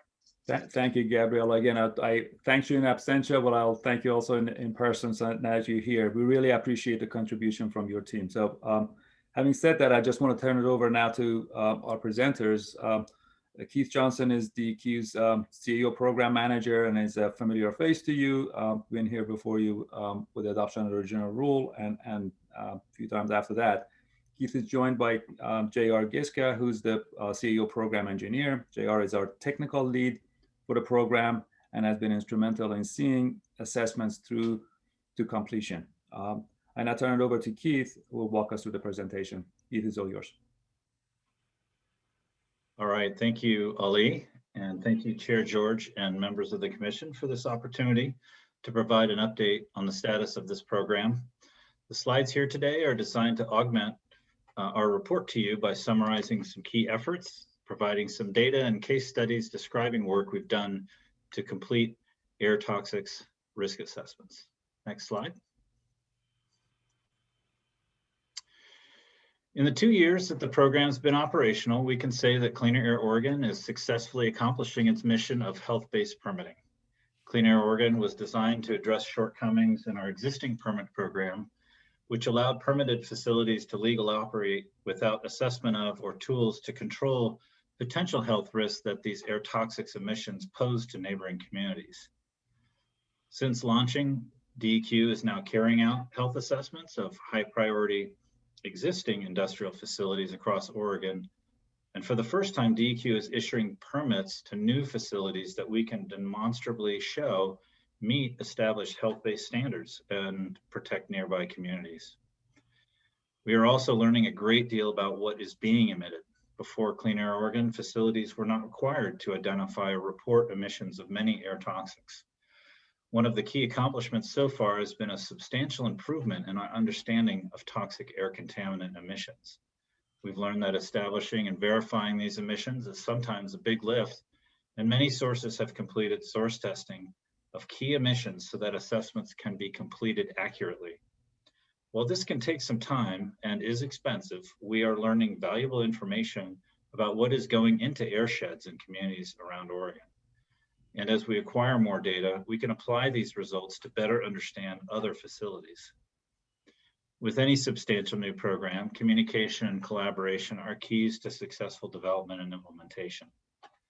DEQ receives valuable feedback from a variety of interested parties in both formal and informal settings.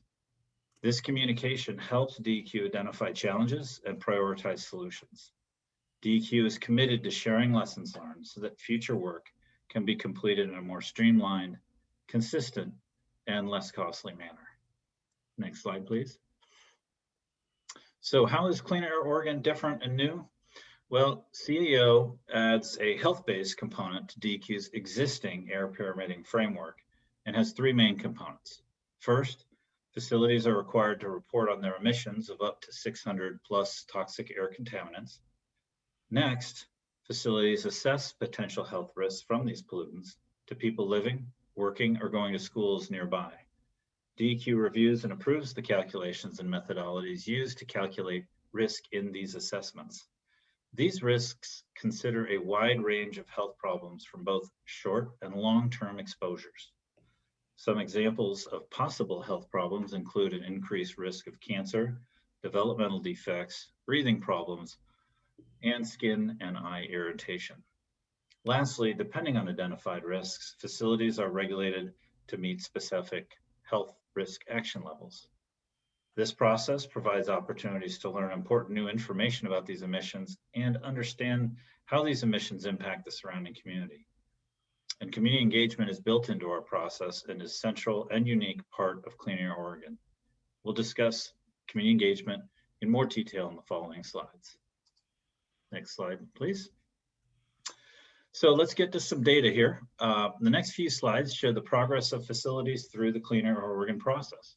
This slide shows each of the steps in the process for new facilities and corresponding number of facilities at that stage as represented by the blue circles. These are facilities seeking simple and standard new ACDP permits and are required to complete a Clean Air Oregon assessment as part of their permit application. As you can see here, there's a number of new facilities that have been through the assessment process and permitted, and others that are in the process. The good news here is that facilities are continuing to site in Oregon and are being permitted to meet health standards. So far, DEQ has approved 17 new facility health risk assessments, 10 of which have been issued new health protective facility permits. Next slide, please. Existing facilities are sources that had a DEQ permit prior to the adoption of the Clean Air Oregon rules. These existing facilities, which number over 350 across Oregon, are called in by DEQ in a systematic prioritization process. Since we cannot work on all existing sources at once, this prioritization process was established to allow DEQ to bring existing facilities that may pose higher potential risk through the program first. This process also considered environmental justice factors and other demographic information. The prioritization process allows DEQ to appropriately allocate resources to existing facility assessments and provide some certainty to facilities regarding their call-in schedule. So far, DEQ has called in 14 out of the 20 facilities in the first priority group. Next slide, please.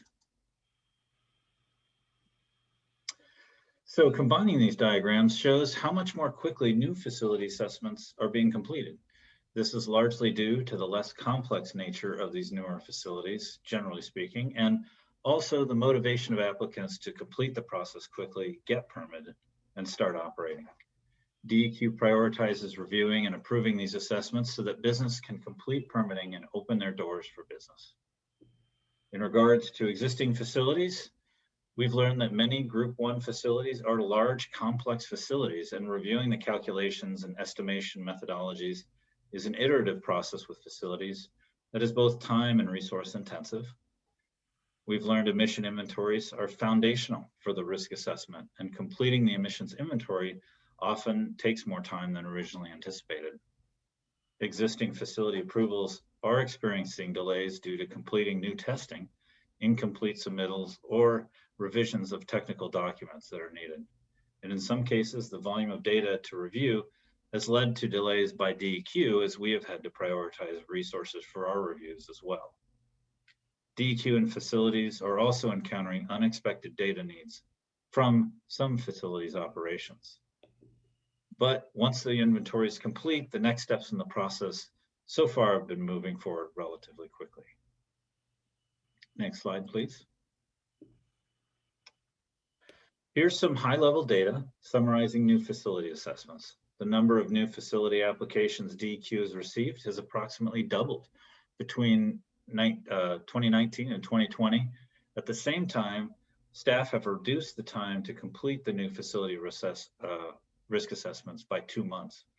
There's two promising conclusions from this. Facilities continue to seek permits even during the COVID pandemic, and despite this increase in workload, applicants in DEQ were able to reduce the assessment time by roughly 40%. So what's driving these reduced timelines for new facility assessments? Well, DEQ and facilities are simply becoming more familiar with the program, and similar facility types are going through the program, making it easier to review and approve documents and develop permit conditions. We found that collaborating with sources upfront during all phases of the assessment helps to streamline the Clean Air Oregon process. Companies want permits quickly so they can start operating, so consultants often submit multiple documents for review at once. Next slide, please. As touched on earlier, one of our key priorities is communication. Here are some of the ways that we've been collaborating with businesses and their representatives to work through requirements and improve implementation. First and foremost, early and frequent communication with facilities and consultants throughout the process helps identify and address issues at an early stage. DEQ finds the process works best when facilities collaborate proactively with DEQ staff while preparing assessments, analyses, and inventories. Another way DEQ assists businesses is by offering technical assistance to small businesses. In these cases, DEQ helps companies complete inventories and run models to ensure that risks are low and the permit can be issued. As part of working with the facility and consultant community, staff regularly attend and participate in workshops, conferences, and other forums. This participation provides opportunities for DEQ to share lessons learned and other program developments, and to hear firsthand about challenges or questions facilities and consultants have as they complete assessments. By keeping an open dialogue, we can seek input and discuss program concerns proactively. Lastly, we know that Clean Air Oregon is a technically challenging program and are in some cases breaking new ground and working through these issues that don't have any precedent. To take as much guesswork out of the process as possible, DEQ has developed and published a number of FAQs and guidance documents. The purpose of these resources is to answer common questions and provide acceptable methodologies for completing assessments. Many of these guidance resources were developed in direct consultation with local consultants who are leading this work for facilities. Next slide, please. Here's a snapshot of some of these resources previously mentioned. Staff have developed a series of quick reference guides that you'll see here that explain simplify select technical topics as part of risk assessments. Our team has developed a step-by-step guide that outlines each step of the Clean Air Oregon process and the technical requirements at each stage. And a complimentary FAQ page was also created and is routinely updated with questions received by facilities and consultants going through the program. There are also detailed documents which provide recommended procedures for completing risk assessments and modeling. DEQ intends to periodically update and publish additional technical guidance over the next few years of implementation. Next slide, please. DEQ is also working with communities and community partners to build better awareness and understanding of both the program and facility risk assessments taking place nearby. Community engagement and public involvement are foundational concepts in the program's priorities. For certain situations, our rules require specific enhanced engagement. Community members bring important concerns and observations that DEQ considers as we work through assessments. One of our current priorities is to make information accessible and understandable. This is a particular challenge given the technical complexity of the subject matter. Clean Air Oregon staff present at public meetings for facility air permits and also with community members informally to provide updates on assessments and receive feedback on our work. Our community engagement program is evolving, but we've taken a great step forward with the recent hiring of a full-time community engagement liaison and coordinator. As we develop the program further, DEQ aims to build capacity in vulnerable and disproportionately impacted communities across Oregon. To do this, we will continue to evaluate community needs, taking into account concepts of environmental justice and in community assessments and plans, working closely also with DEQ regional staff to build on their existing relationships. One tool we've developed is web pages to share current information about assessments. Next slide, please. This next slide is a snapshot from one of our facility web pages. DEQ maintains general Cleaner Air Oregon and these specific web pages where people can view facility progress, access emission inventory data, and formal correspondence between DEQ and the facility. Our website also includes more information about planned community meetings and other engagement opportunities. These web pages are established for all existing facilities and some new facilities. Next slide, please. Another significant effort and part of our commitment to community engagement program we made during the 2018 rule adoption is the drafting of the Community Engagement Toolkit. These concepts using concepts established by the Oregon Environmental Justice Task Force, this resource describes guidance and best practices that DEQ will follow to help guide our enhanced community engagement and public involvement activities. This toolkit provides tools, guides, and templates to help DEQ implement this work.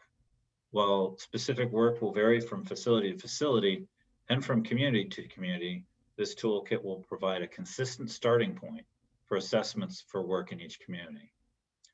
Like the technical assistance we've developed, or the technical guidance that is, the toolkit provides guidance to DEQ to capture what's learned and establish best practices. It helps us ensure a consistent level of consideration of community needs. The toolkit is still in draft form. DEQ conducted a 60-day public review period on the draft document recently. Review drafts were provided in both English and Spanish, and DEQ plans to issue the updated toolkit in April after we've finished our review of the comments we've received. And now I'm going to turn it over to J.R. Giska to dig into some of these case studies of assessments that we've been working on. Thanks. Can you advance the slide, please?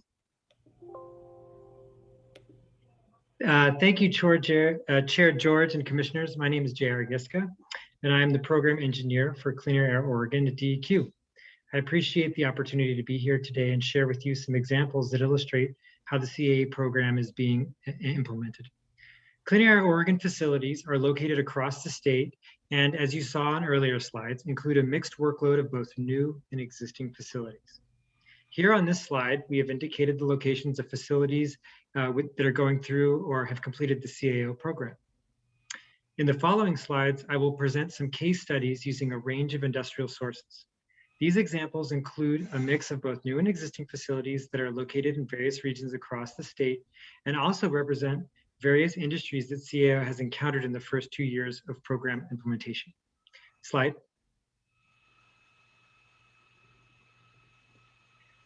Before I dive into this facility, I'd like to take a moment to orient you all to these case study slides. In the upper right corner, you'll notice that existing facilities are indicated by a green background, while new facilities are blue.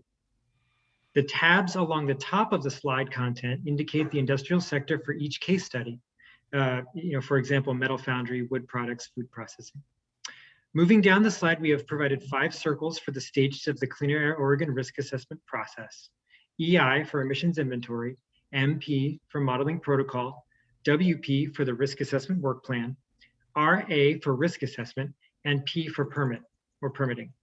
Here, the EI circle is shaded, indicating this facility is an EI stage of the process. We have also provided some generic images for each case study that are only meant to provide some context as to the activities or equipment at these types of facilities. Finally, the main takeaways for each case study are captured in the lessons learned. I will pause here if there are any questions on the sort of content or structure of these slides, as we're going to kind of move through five of them right now. Any questions about this setup? Doesn't look like it. Please go ahead. Thank you, Chair George. So our first case study involves a metal foundry that was included in the first group of existing facility call-ins in March of 2019. This facility has been in the emissions inventory stage for just over 2 years at this point.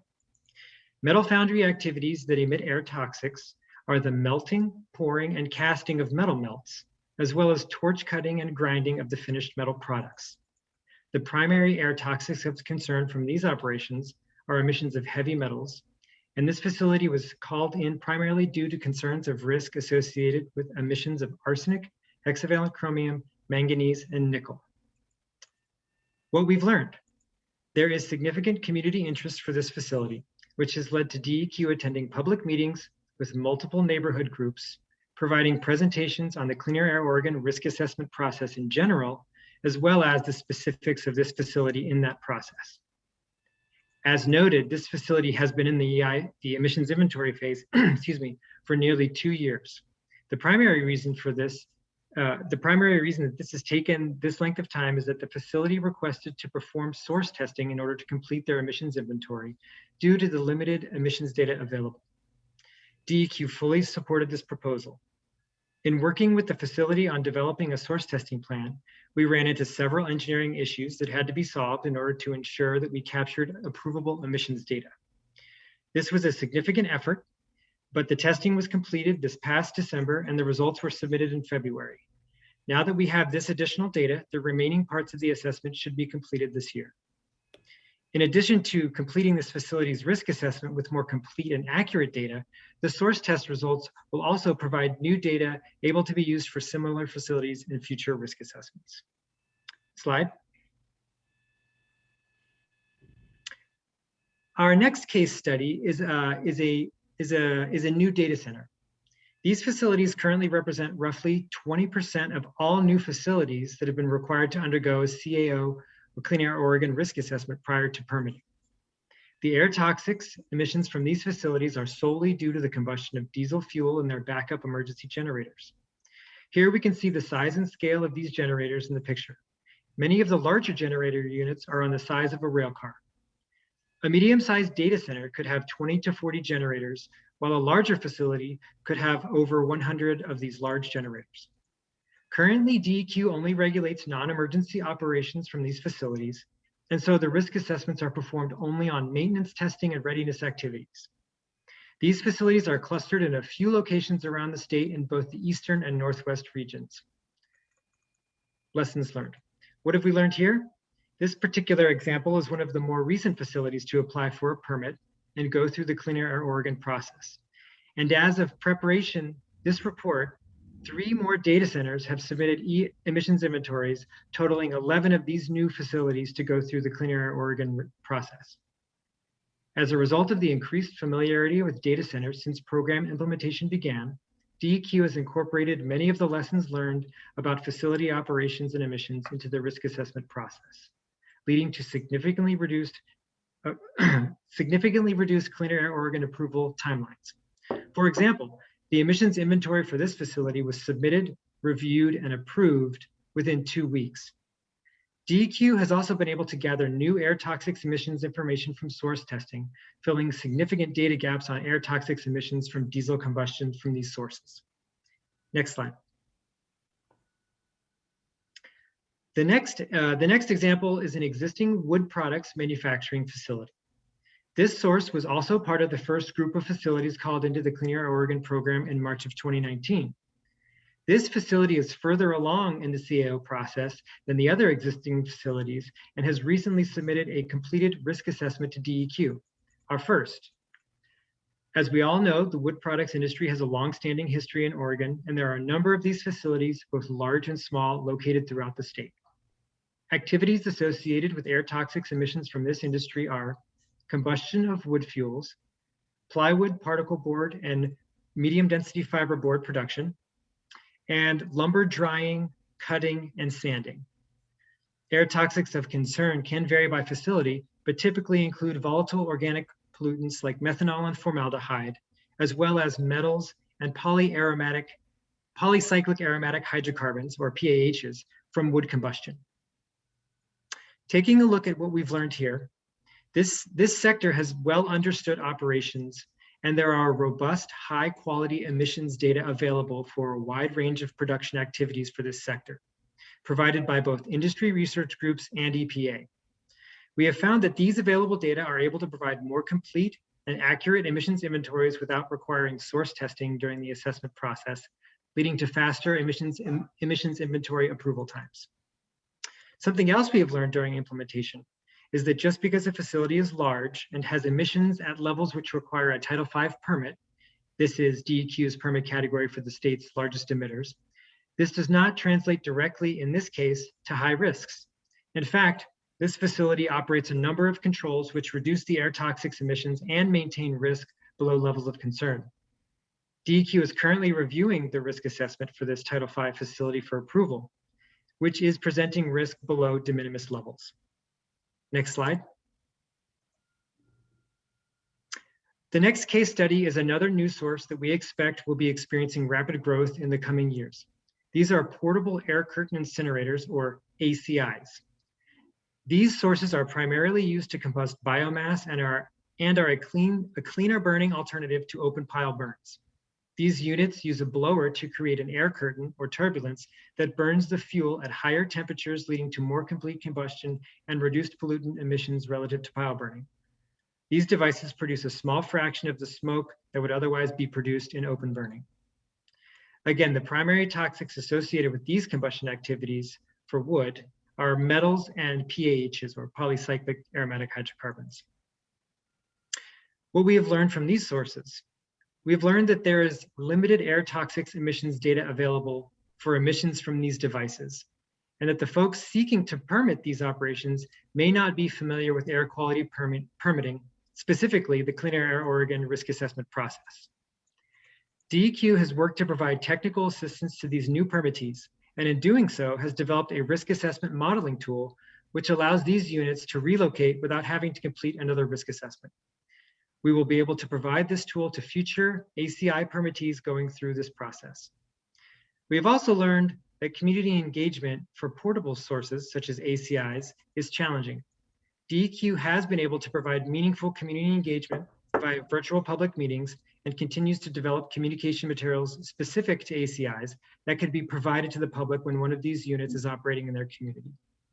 We have also included permit conditions that require the permittee to notify DEQ as well as local fire agencies when the units relocate. Next slide. Our final case study is a new seafood processing facility in the Northwest region. Cooking and grinding activities are associated with air toxics from these sources, but in general, these facilities do not have significant air toxics emissions and present low risks. Additionally, this facility installed biofilters to control both odors and air toxics emissions. The image here shows typical configurations for these types of control devices. What we've learned is that working through the emissions inventory with this facility, DEQ was able to assist the facility in locating and providing new air toxics emissions data that can be used for future seafood processing operations. Due to the low risk these facilities pose, this source was able to assess risk without complex modeling and demonstrate that it is a de minimis source with respect to Clean Air Oregon. The flexibility for sources to choose simpler risk assessment methods to meet their needs allows for low risk facilities like this source to reduce overall costs of compliance associated with the program. I will now turn it back over to Keith. Next slide, please.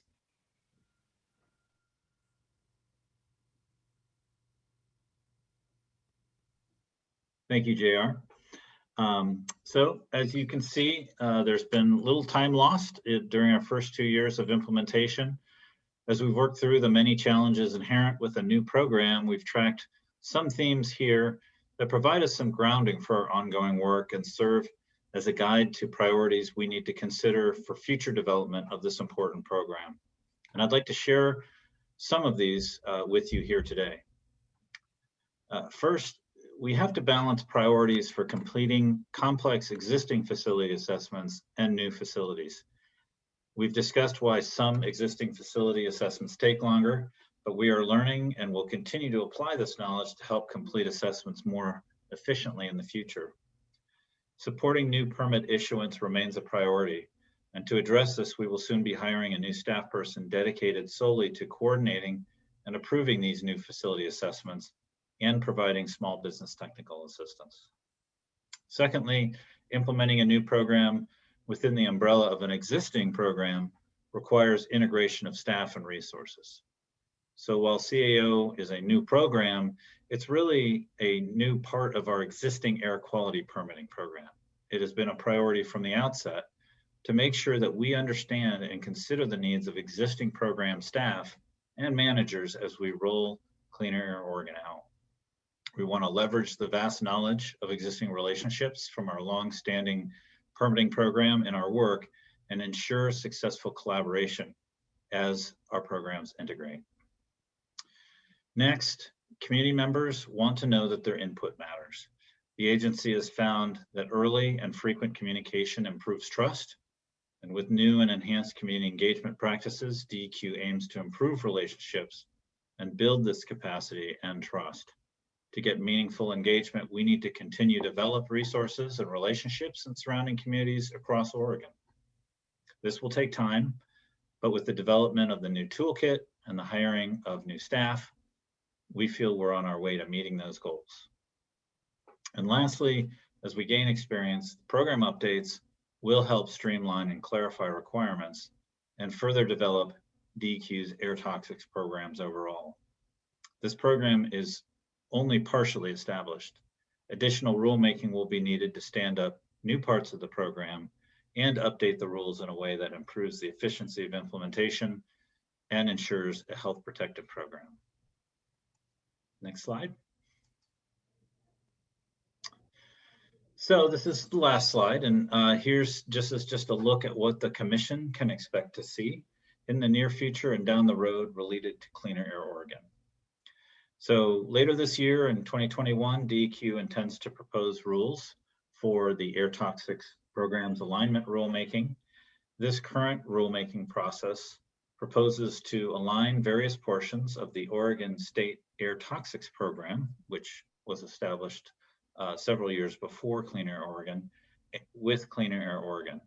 It will also consider lessons learned to propose updates that clarify and streamline certain program requirements from the original rules. We are currently in the advisory committee phase of this rulemaking. A public comment period will open likely in June through August of this year, and we anticipate proposing adoption of rules to the Commission in November. This work will be followed by the initiation of a process to review and update the program's health standards. This rulemaking is required by the current rules. It will use the latest science and data to update the toxic air contaminants reporting list, as well as their respective toxicity reference values and risk-based concentrations. Those 2022 proposals will likely require analysis by a reconvened Air Toxics Science Advisory Committee. In addition to the rulemaking activities noted above, DEQ staff will provide the Commission with a 5-year program update, which we also committed to at rule adoption in the fall of 2023. In that report, DEQ and OHA will share progress on their work to estimate reductions of industrial and commercial toxic air contaminant emissions and associated health risks resulting from program implementation.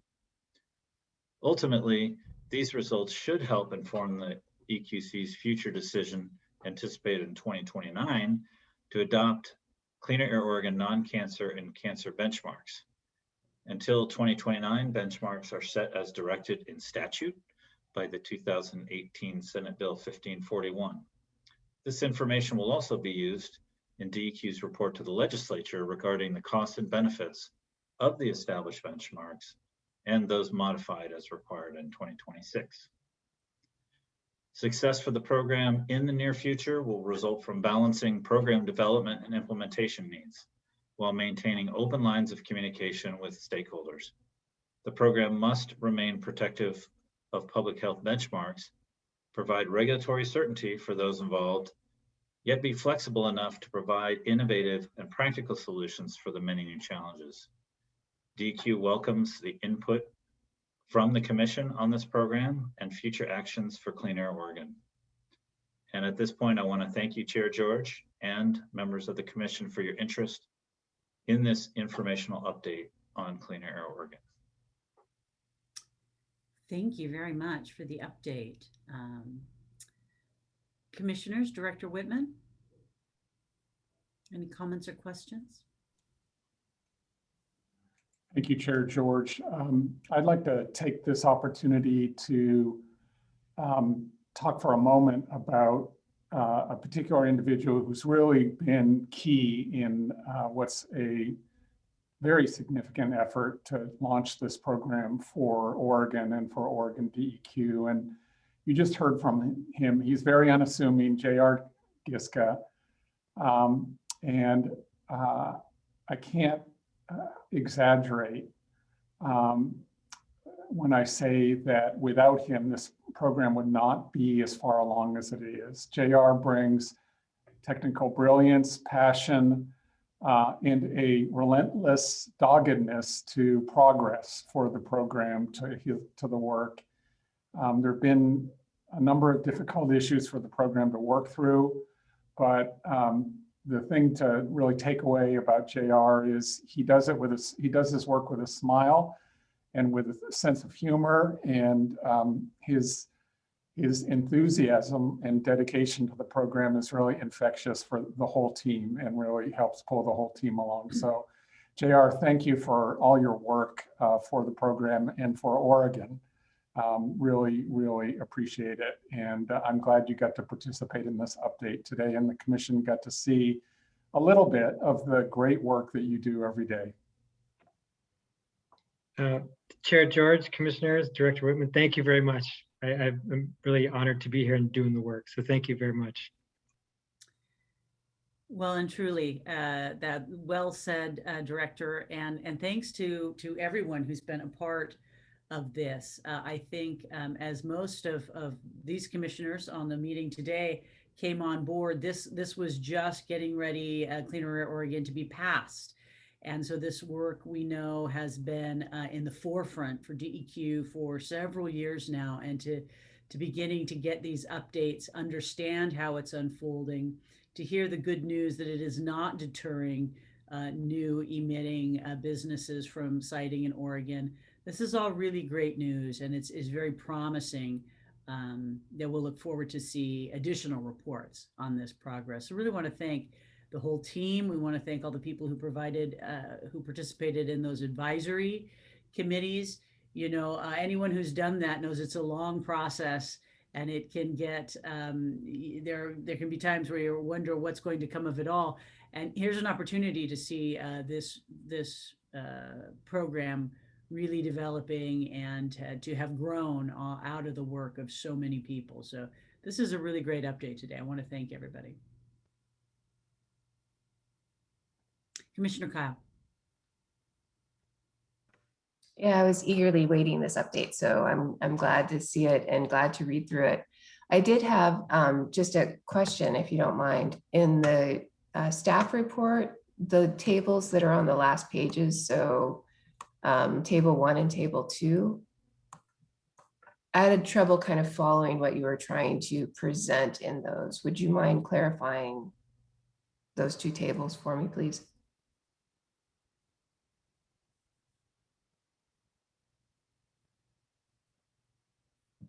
Commissioner, Chair George, Commissioner Kyle, let me just pull those up real quick. Yeah, sorry, catching you off guard. It's the status of the existing facilities in Cleaner Air Oregon. And what I think you have there is just the list and where they are in the process. So I think that's just what I wanted to clarify, you know, where they are as they move through the system. Right. So what you see on that table there is as the facilities are going through each one of the phases, what we have there. So this is table 2. Sorry, I've got it up now. Thank you. Sorry, I should have given you some time. I apologize. I should have these things up. So this is sort of a combination of the new facility work. So what you see there is kind of just a lot more detail of what we presented on the slide today, just sort of a more specific breakdown that shows just kind of where each facility is and what these facilities are for folks who want more data.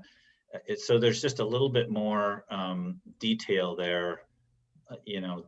We sort of on the slides summarize like they're in this permit issued or they're in a risk assessment phase, and so this is really just a little more granularity around that.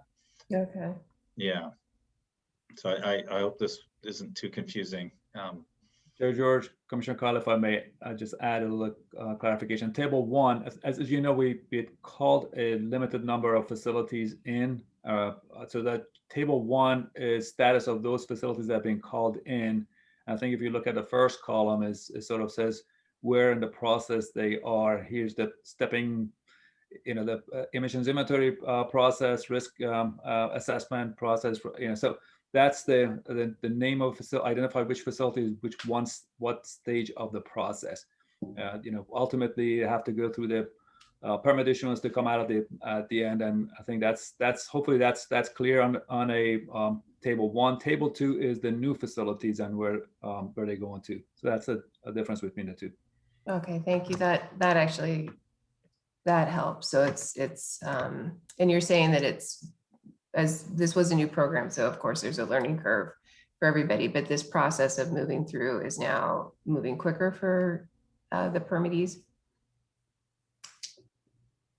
Yes, I would say so. I mean, certainly for new facilities, we've learned a lot, and we've been able to sort of come up with some work that we're able to kind of use as a springboard and not have to sort of reinvent the wheel as we're going through these assessments, and that's been really helpful. With the existing facilities, there has been a big lift with some of the emissions inventories. But I think, for most of those facilities, we're really sort of getting through that. Once we're through that emissions inventory process, some of the rest of the work around modeling and risk assessment, it's still very complex, and doesn't just happen overnight or anything, but it's a little bit more routinized. Some of the modeling protocols are pretty much EPA standard programs, and the risk assessments sort of just flow from that. So the emissions inventory is just part of the process where a lot of new information is coming forward that hasn't been required before, and it sort of drives the results, obviously, of those other assessments. So there's a very strong desire to get them as exact as possible. Gotcha. Please correct me if I'm wrong.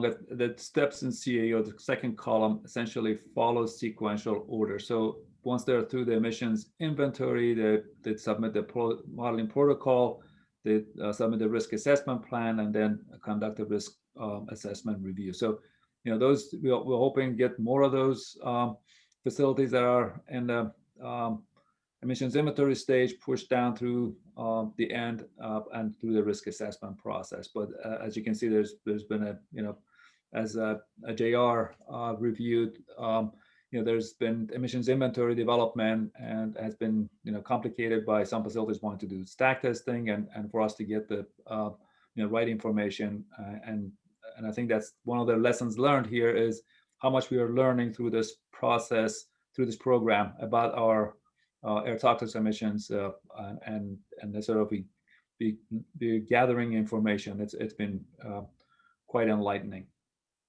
Okay. Is there a timeline for how long they can stay in that emission inventory source testing before kind of they're supposed to enter into the next step, or is it just until things, I kind of forgot that level of granularity in the official rule.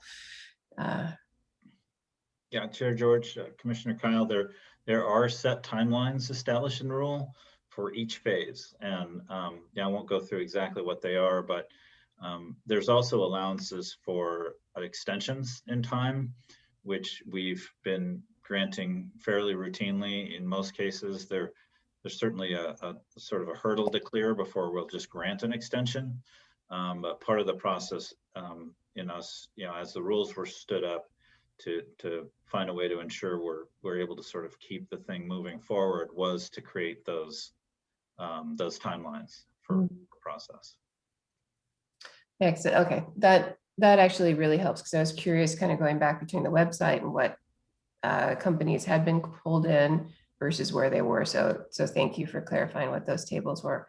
I was also wondering if you've had kind of any specific feedback, either from community groups on that draft toolkit to help them with the community engagement process, or feedback from actually the companies that had been pulled in on their experiences within this process, if there's any of that information that you can report out.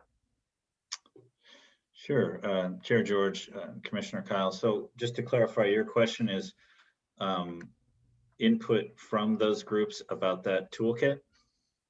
That would be one, yeah. Like you have it up, it's on the website, it's pretty comprehensive, and it does a good job of explaining, what the program is and what it can and can't do, and things like that. So I'm curious if community groups have given any feedback on that draft yet. Yes, we have gotten feedback from community groups and from business groups. So from community groups, I think, obviously, I think there's generally a positive view, but I know that many of the comments we got really looking for us to be augmenting some of what we've put down to seek additional information, and particularly ideas for how they would really like the program to sort of roll out, beyond just the scope of this guidance, but sort of it was the input on the guidance, but also the program as a whole, which was really helpful. So some of those comments will certainly flavor our next draft, and then some are just comments that we're going to take to heart just at a programmatic level as we move forward. I think from industry groups, we did get some comments there as well. I think industry groups, certainly supportive of having guidance, but also wanting that guidance to provide them some clarity as to when are we going to do certain levels of community engagement. So if there's a very low risk facility, are we still doing all this stuff? Or if are we saving, so trying to calibrate the amount, or having a better understanding in the guidance about sort of the exact steps we would take that are calibrated towards the risk posed by the facility, rather than only looking at the community and what their needs might be. And I think those are comments we're also want to take to heart. We understand we need to assess communities in a consistent way and address concerns that are put in front of us. That's not a choice we have, that is a commitment. But we do have limited resources, and we have to think about we do have to think about what these risks are, and have some kind of calibration that way in order to sort of manage our work as well. So that we're also thinking about that.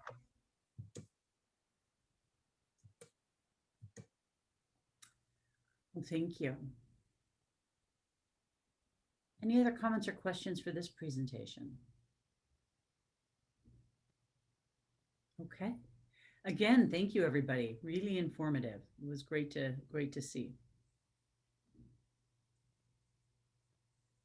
Well, we have managed to get back much closer to our schedule and are only about 8 minutes off of our schedule. So I think it is fine to go ahead and proceed with our comment opportunity.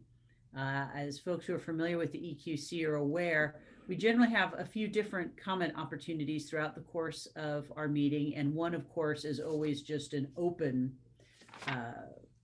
public forum, which will happen this afternoon, where people can talk to us about any topic they want. This opportunity is really focusing on the Cleaner Air Oregon program update and the opportunity for people to talk to us about what they think we should know about the Cleaner Air Oregon program at this time. Stephanie, do you want to just remind everybody how we proceed throughout this comment opportunity? Thank you, Chair George. This is Stephanie Caldera, the Commission Assistant. For this, as some people have already indicated, if you are connected through the Zoom platform, you may press the raise hand function, and that will show on the screen, and I will write down the names in the order that they have raised their hands to request to present comment. For people who are connected by audio only on a touch-tone telephone, please press *9 on your phone, and that will do the same process. We will need just a moment to write down the names and see how many folks have commented. And Chair George, on our agenda as posted, we did ask folks to limit their comments to 2 minutes or less. As always, this is at your direction and your discretion, Chair George. And from here, I will just make a list of the folks who have indicated an interest in commenting and report back to the Commission in just a moment on that. Great, thank you very much. Yes, and so the way we'll handle that is we'll, of course, welcome every presenter and be very pleased to hear what's on your mind. After one of your minutes has expired, I will just, please forgive the interruption, but just so that you know, I'm going to go ahead and say out loud 1 minute. And then when that second minute has expired, I'm going to go ahead and say out loud, thank you very much. And that will be your signal to wrap up your thought, just so that we can make sure that everybody will have an opportunity to speak. And as I said, we do have the broader public forum that we're still looking forward to this afternoon. Just a reminder, always please introduce yourself for the record as you begin your comments. And thank you, Chair George. This is Stephanie Caldera, your Commission Assistant. I have 7 people in the queue who have requested to comment. The first person in that queue is Charla Moffett, who should now be able to self-unmute to comment. Welcome.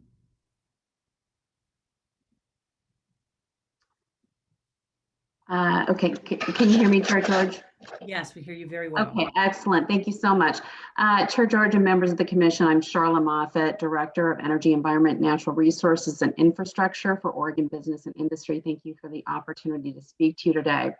I appreciate DEQ's slide presentation because it underscores OBI's concerns with implementation of the program and why we do not believe now is the right time to adopt changes to Cleaner Air Oregon. On slide 5, there is one lone ball on the step indicating that one existing facility is in line to have its risk assessment approved. This facility was called into the program March 1, 2019. It is more than 2 years later, and there isn't a single ball at the bottom of the stairs, indicating that not one existing facility is through the process in the 750 days since the first group of 6 were called in. The vast majority of that time was on DEQ's end. The facility got close to the end of the risk assessment process a couple of times, but after approval of previous steps and more than once, DEQ required the source to make changes in their emissions inventory, which is step 1, and modeling protocol, which is step 2. That triggered a redo of all of the subsequent steps. That facility is now in the final stages of getting an approved risk assessment, and DEQ has determined that it is a de minimis risk, which means the health risk from that facility does not reach a threshold that would trigger a CAO permit. So far, the facility has spent approximately $200,000 to determine that it is a de minimis risk. We believe it's important for the Commission to consider 4 main points. This program is moving slowly, in large part because staff are just getting familiar with the existing rules and processes. New regulations at this time will further slow implementation of the program, having the opposite effect of moving sources through the program. The contemplated CAO rule changes will not increase protection of the public and through delay could cause public harm. The contemplated CAO rule changes are extremely significant and substantive despite DEQ's description as relatively minor housekeeping rule changes and will have a detrimental effect on implementation. Like all new programs, we understand that lessons will be learned and rule changes may be necessary. However, we urge the Commission to set aside proposed Division 245 changes in the air toxics rule alignment. Thank you so much. Okay. Thank you, Chair George. This is Stephanie Caldera.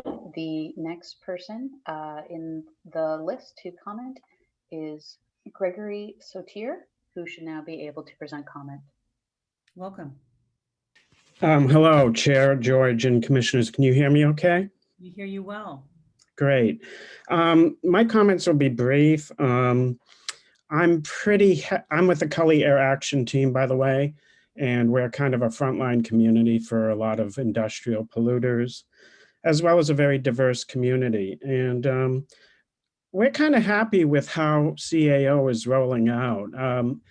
I know that DEQ is doing a lot of diligence and taking a lot of time with this, which is slowing the process down.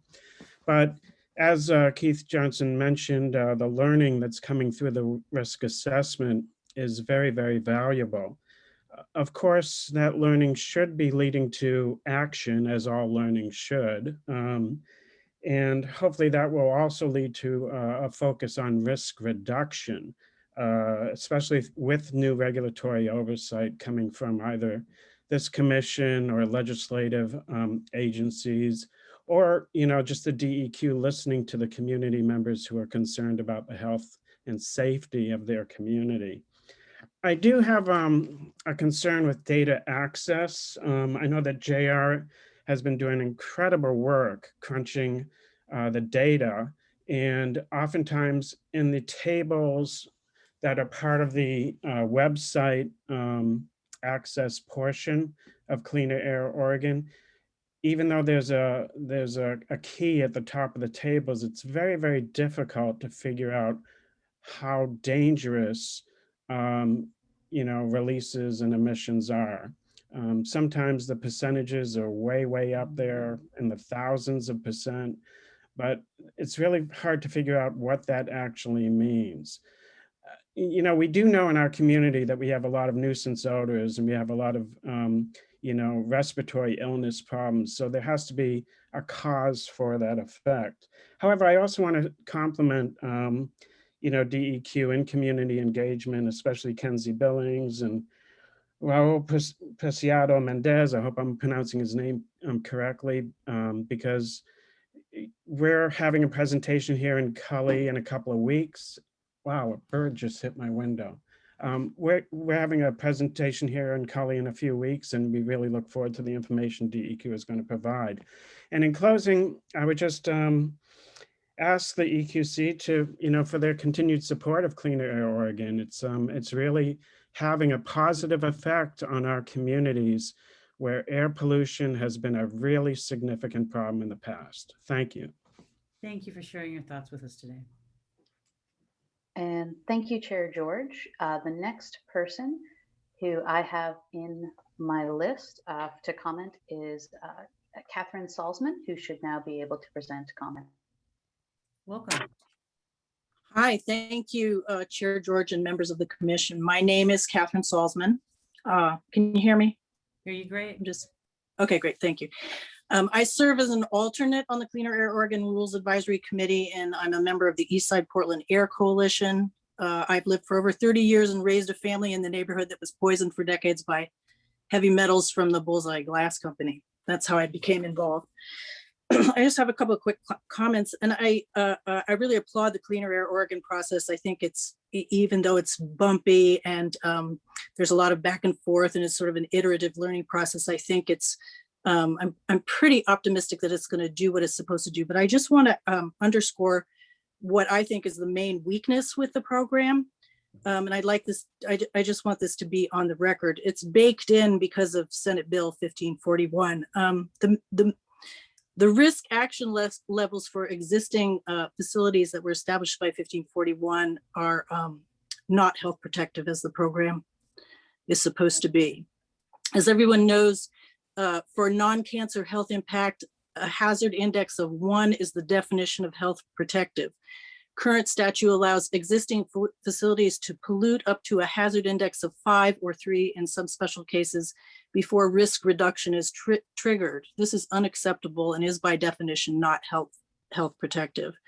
For cancer risk, CAO allows existing facilities to emit air toxics between 25 and 500 excess cancer cases per million, with certain actions required for facilities to try to reduce this risk, depending on where they are. By comparison, the cancer risk action levels for new facilities are between 5 and 25 new cases per million, at which point immediate curtailment and denial of permit occurs. New facilities are never allowed to exceed a hazard index of 1. In other words, by law, as it stands currently, existing facilities are still allowed to endanger public health, a pretty significant level. As I understand it, this will come before the commission again and be able to be updated in 2029. Thank you very much. Yeah. Is that it? Yes, that is your time. We thank you for speaking with us today. Thank you. And thank you, Chair George. This is your Commission Assistant, Stephanie Caldera.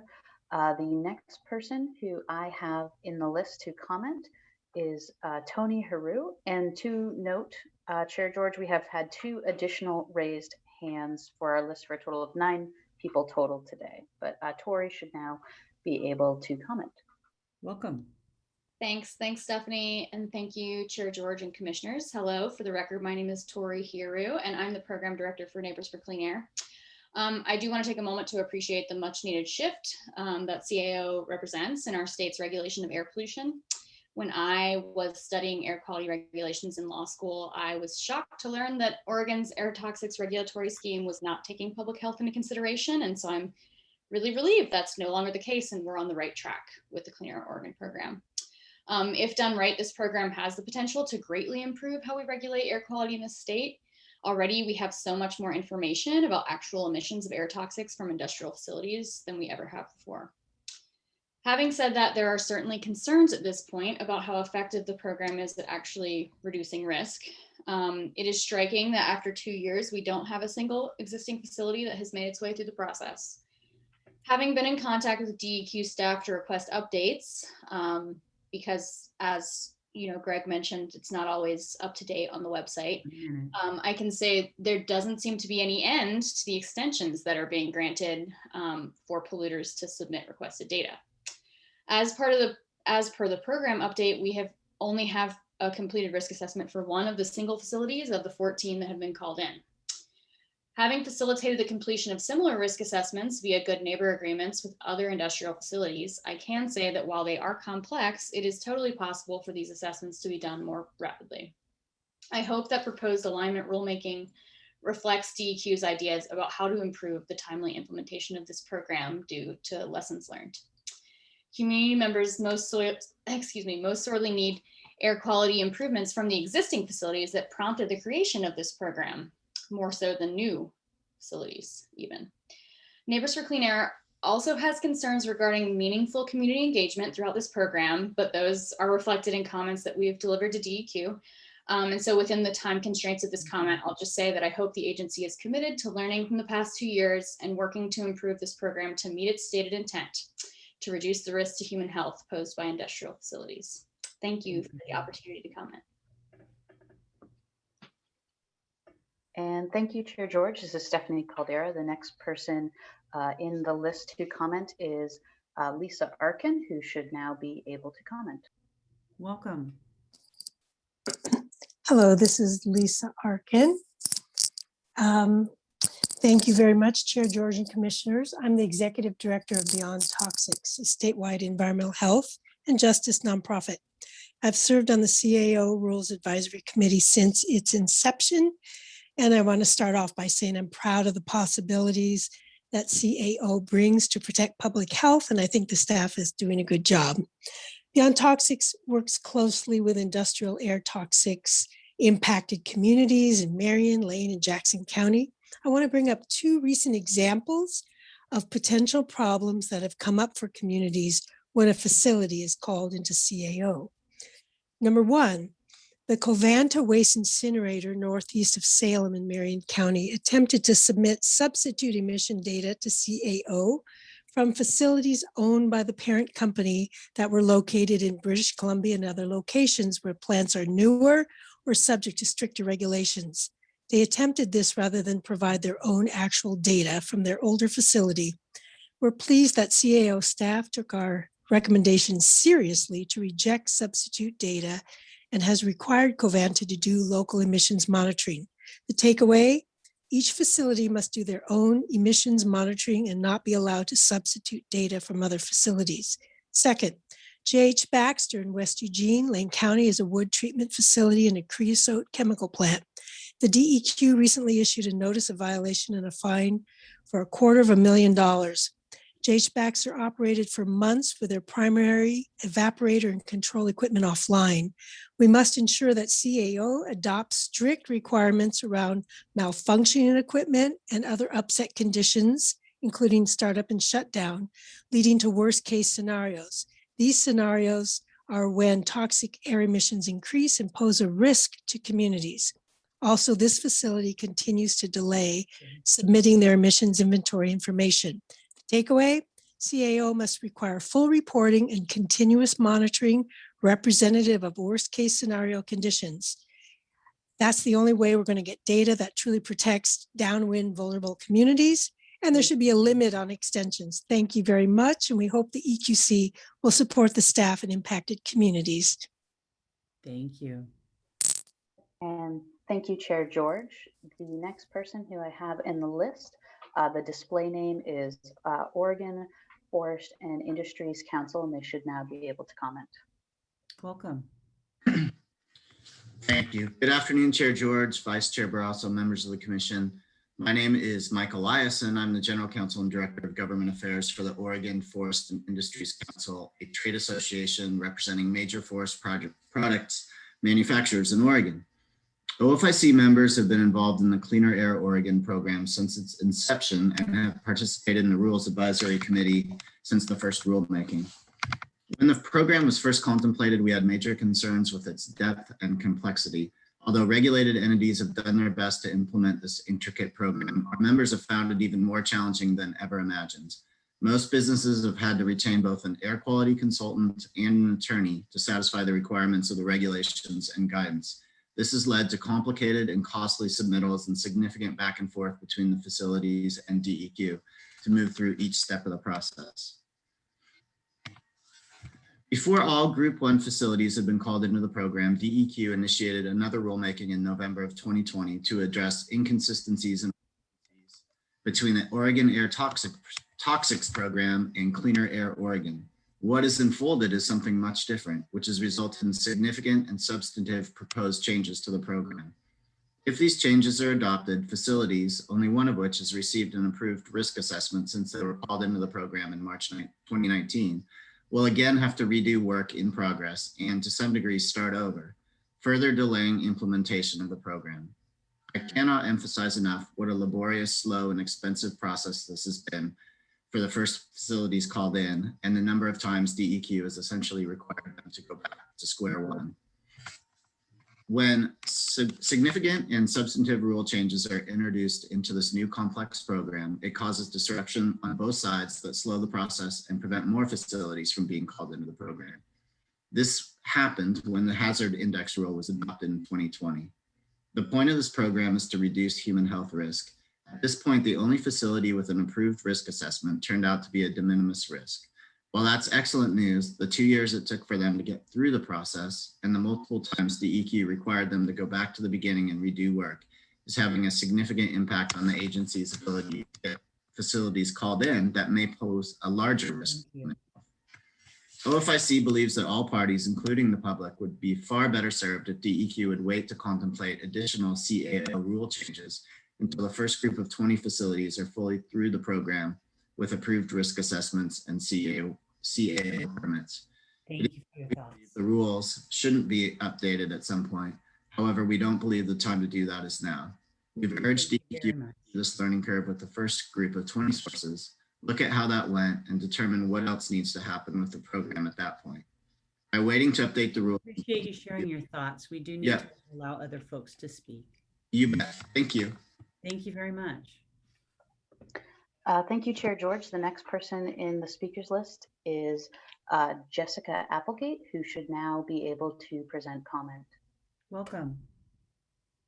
Hi, Chair George and members of the commission. Thank you for the opportunity to share with you today. I'm Jessica Applegate with the Eastside Portland Air Coalition, and I am currently serving on the Rules Advisory Committee. And I'll keep my comments pretty short. I did send you a copy of a longer version, so I hope you take a look at that.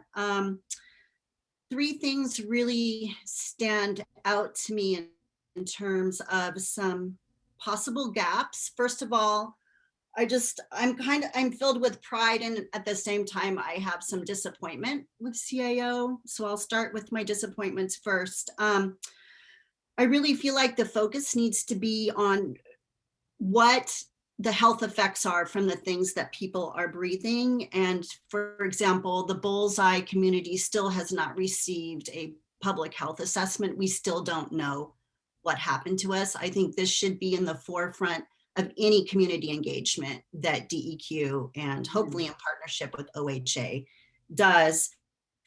Also, there is really no true immediate curtailment in CAO as it stands. The quote unquote immediate curtailment is not immediate. It can be extended. So it's essentially letting the worst polluters pollute even longer, which is very scary. I think community members need a true hard stop. DEQ continuously says that they don't have any authority to issue a cease and desist, that they have to go through the governor, but the statutory language says otherwise. So it's really confusing. I'm a lay person, I'm not a lawyer. So I don't know if there's a way to clean up that language so that it really sends the message that is intended. And the standards for existing facilities, as Catherine said, are not health protective. And we all definitely plan on being around when Senate Bill 1541 sunsets. Aside from all of that, despite speculation that new business would be deterred with these new regulations, DEQ has issued many new source permits. But CAO new source regulations are health protective. Cleaner Air Oregon did not ruin the economy and deter new business, but instead pushed our state into the forefront of innovation for pollution control technology, creating a greener and healthier economy. I am very proud of that and what we have accomplished so far. We appreciate you sharing with us today. Thank you. And thank you, Chair George. This is Stephanie Caldera, your assistant. The next person I have in the list, display name is Greg Bourget, who should now be able to present comment. Welcome. Thank you. Thank you, members of EQC. So my main concern, well, first of all, I'm thrilled about the emissions inventories. We've collected the data from 8 agencies at Portland Clean Air. I'll introduce myself. I'm Greg Bourget with Portland Clean Air. I work as the lead researcher. Currently, we're working with 53 Portland Neighborhood Association boards who have provided a liaison to this project, as well as 15 churches and synagogues and 5 other groups. These 73 organizations are working together to address industrial air pollution. So we love the emissions inventories. We've collected the data from 8 agencies, and that was the best data we got from any agency. And so I'm thrilled that that's been made available. I'm concerned that, as Catherine Salzman has mentioned, that it's not as health protective as we would like.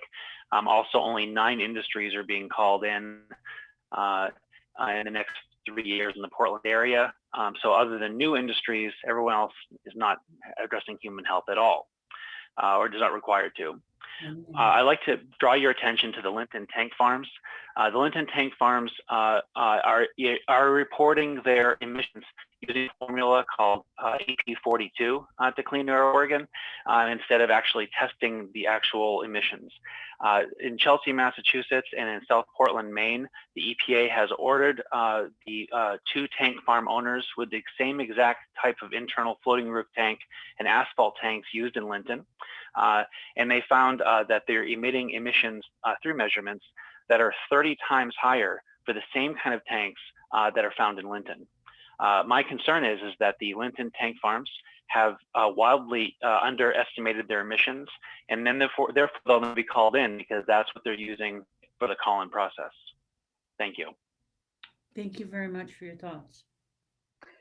And thank you, Chair George. The last name in the speakers list today is displayed as Justine Miller, who should now be able to comment. Can you hear me? We hear you great. Welcome. Thank you. Thank you, Stephanie. And thank you, commissioners, for allowing the opportunity to comment today. I think I was throwing a few emojis out there earlier. I couldn't get the participation window to open for my hand. But my comments are going to be largely procedural rather than substantive. So ODEQ has used its discretionary authority under state air talks regs, as I understand it, to request an emissions inventory, as they're allowed to do every 3 years. That deadline was moved from April 1st to September 1st.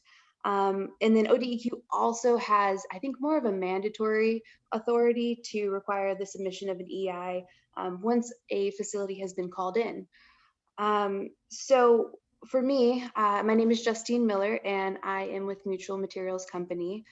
We are a facility that is anticipating, high costs for the process, but little to no changes to our regulatory conditions coming out of that. So my comment is, I think that there is a great need for better communication to subsequent groups for providing some kind of reasonable expectation as far as timeline goes. I know that we are doing our very best to line our apples up before we are called in. But again, these are really expensive tasks that we're likely to take on. So we also need to, from a business standpoint, be strategic with when and how we take those actions. And we have, at this point in time, no idea when that could or might be happening. Thank you. Thank you very much. Chair George, this is Stephanie Caldera, your commission assistant. There are no additional people indicating a request to speak for this comment opportunity. Okay. We really appreciate everyone taking the time to come and share their thoughts about this issue. Certainly one of the things we heard a lot about, and we also heard our staff addressing, was timeframes and their work on that, and their aspirations in regard to that, and the learning process.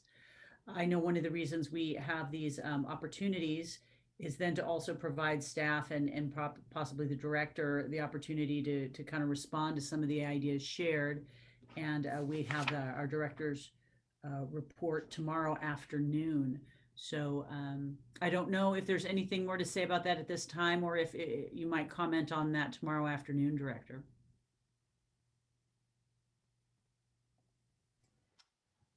Thanks, Chair George. This is Richard Whitman, Director, Oregon DEQ. I will say with regard to the upcoming rulemaking, the so-called alignment rulemaking between the older air toxics program and Clean Air Oregon, this has been the subject of a fair amount of discussion back and forth between DEQ staff and the regulated community and others on the Rules Advisory Committee. So we're very aware of the concerns about disrupting existing work streams to get facilities through the Clean Air Oregon process in a timely fashion. And I think we are working to be responsive to those concerns without getting into specifics at this point. But that said, I think there still are changes to be made to align the two programs and to take care of a few of the lessons learned so far in Cleaner Air Oregon and get to where everybody wants to get to, which is to have facilities be going through the process in a more rapid fashion. And so I think I'll leave it at that. I'll talk with staff and see if we have anything further to add tomorrow afternoon. But I think for today, that's probably the main thing that I would say. Okay, well, thank you for that. All right, we are now due to take a break. And so let's meet back here at 3:20. And Stephanie, I will be leaving the call, doing a reboot and rejoining, and then, hopefully I'll be able to join everybody, or at least some of the folks who are using the video function. So I'm going to give that a try. Thank you, Chair George. This is Stephanie Caldera, your commission assistant. I will pause the recording during the break and restart the recording when you reconvene at 3:20. Thanks, everyone.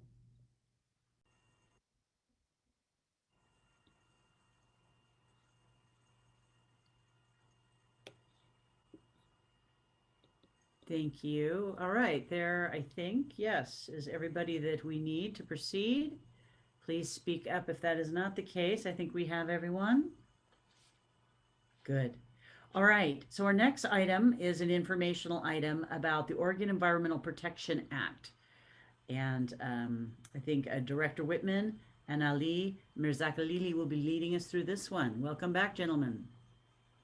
Thank you, Chair George. I'll just give a brief introduction here and then hand it over to Ali to really give the substance of this presentation.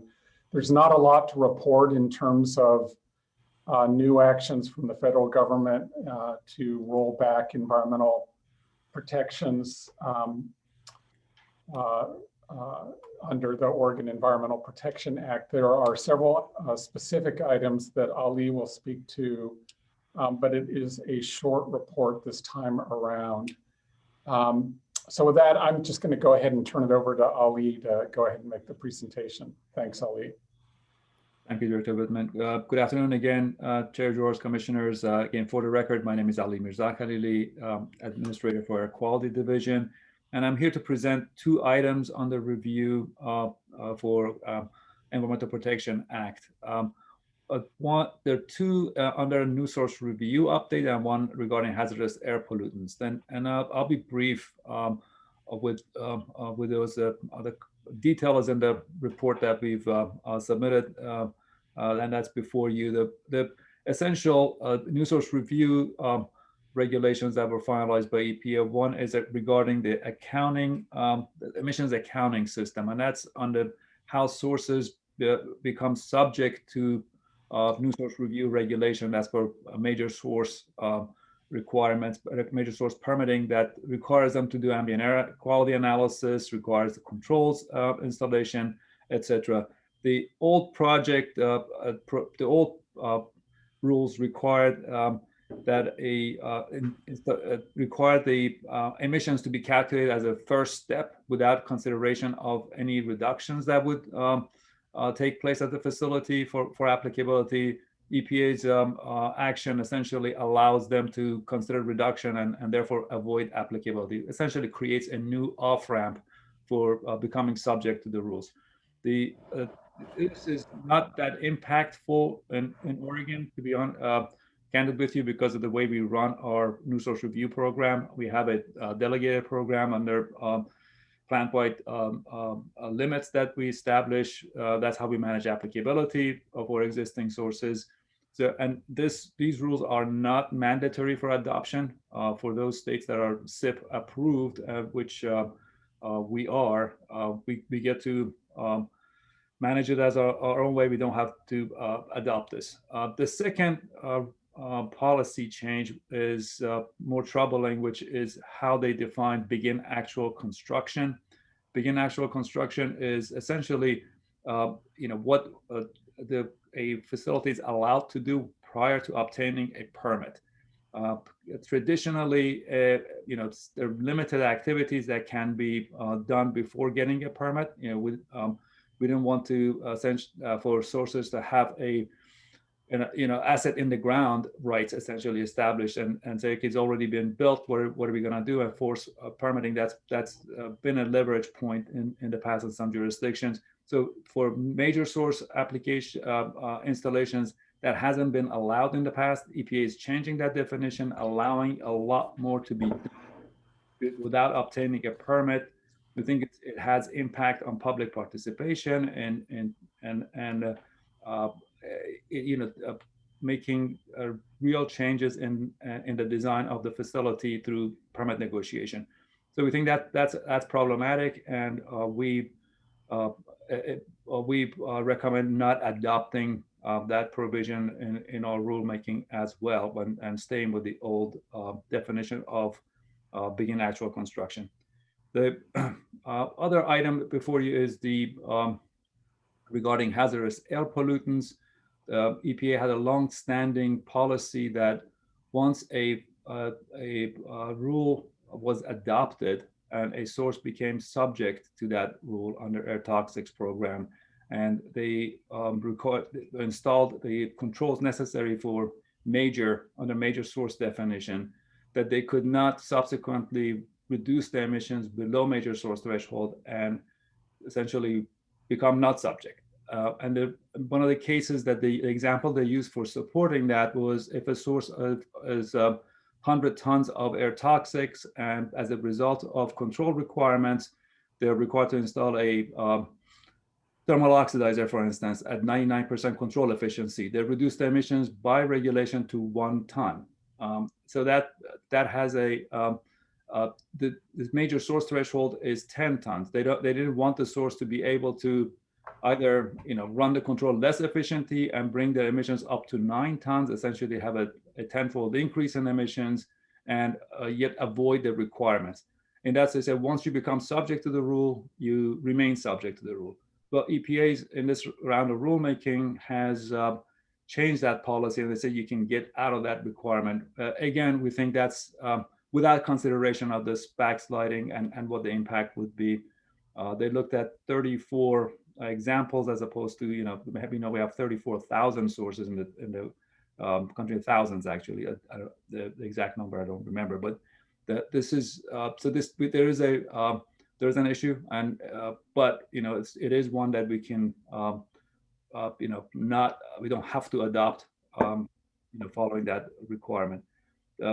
Also, what I want to mention real quick is what post election, the new administration, President Biden issued an executive order 13990, which required the agencies to review all of the existing regulations, and curiously, it requires them to go back to January 20th of 2017, which is the same date as we have for under Oregon Environmental Protection Act, to review those actions that considered weakening of existing regulations or rollbacks, and submit a report to Office of Management and Budget by February 19th.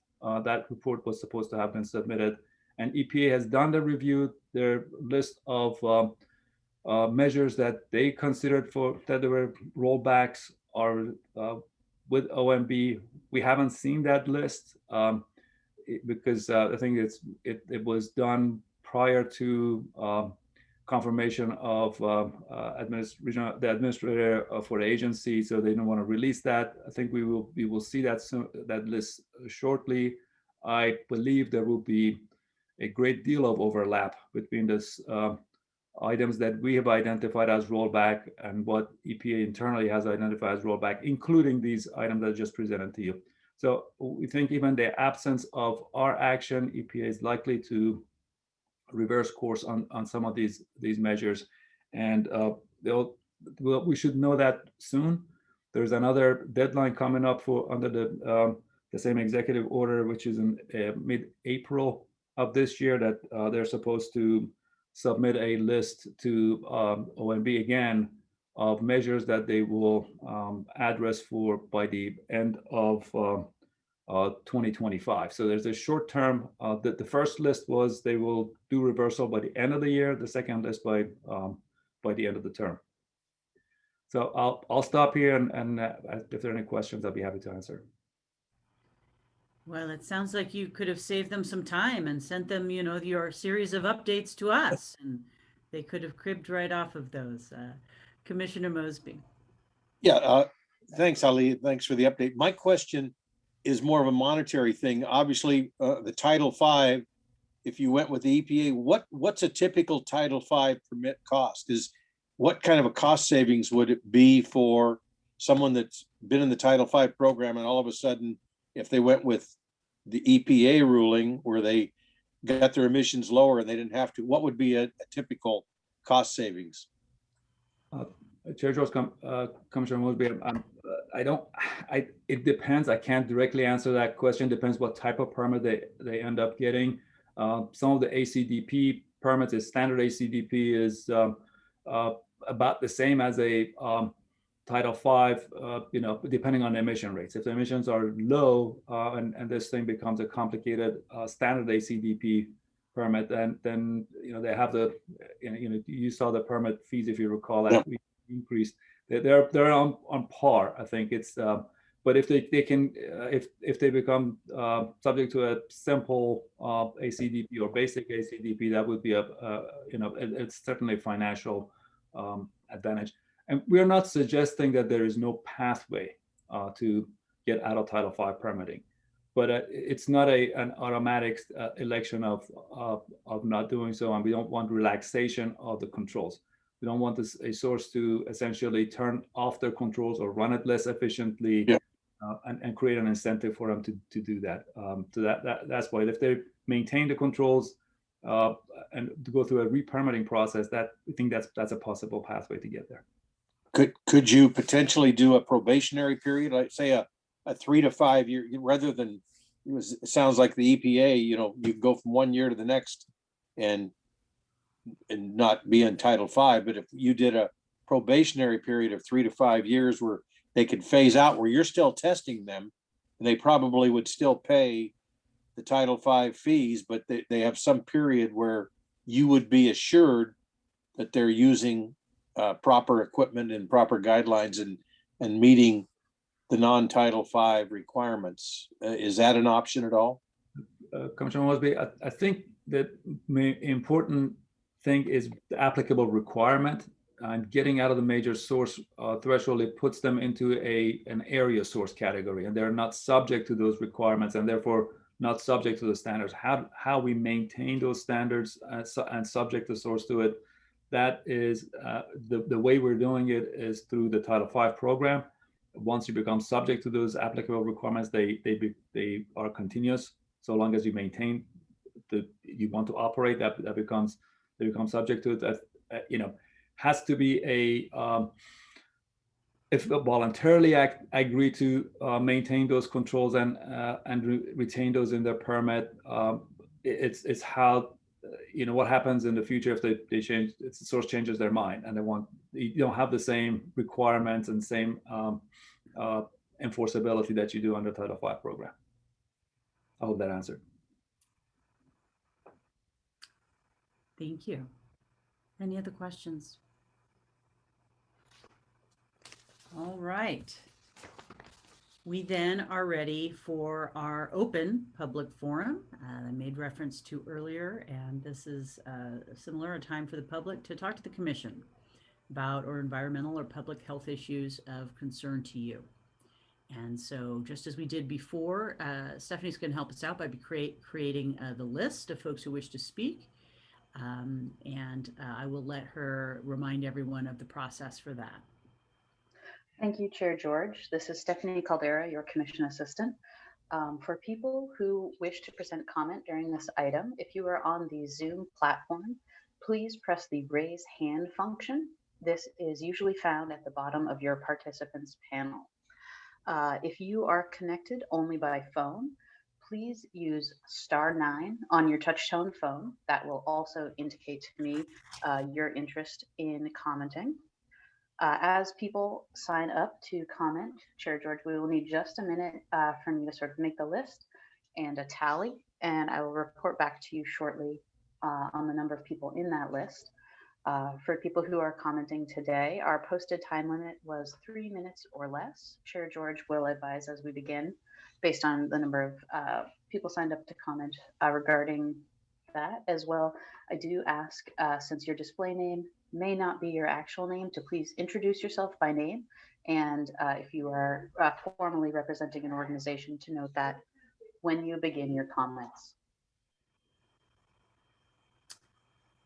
Perfect. And we will confirm whether or not we're going to be going with that 3 minutes.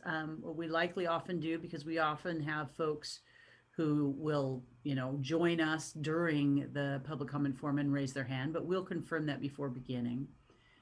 I will give an auditory warning about how far through their time frame people are. And when time is concluded, I will just speak up and say thank you very much. But just a minute here, we will see how many folks we have, and we'll also expect that there may be a few that will join us while we're hearing from folks.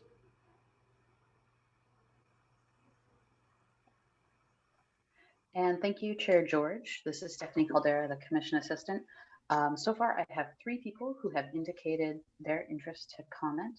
As a reminder, if you are on Zoom, the raise hand function is typically found down at the bottom of your participants panel, and that is the best way to indicate you would like to comment.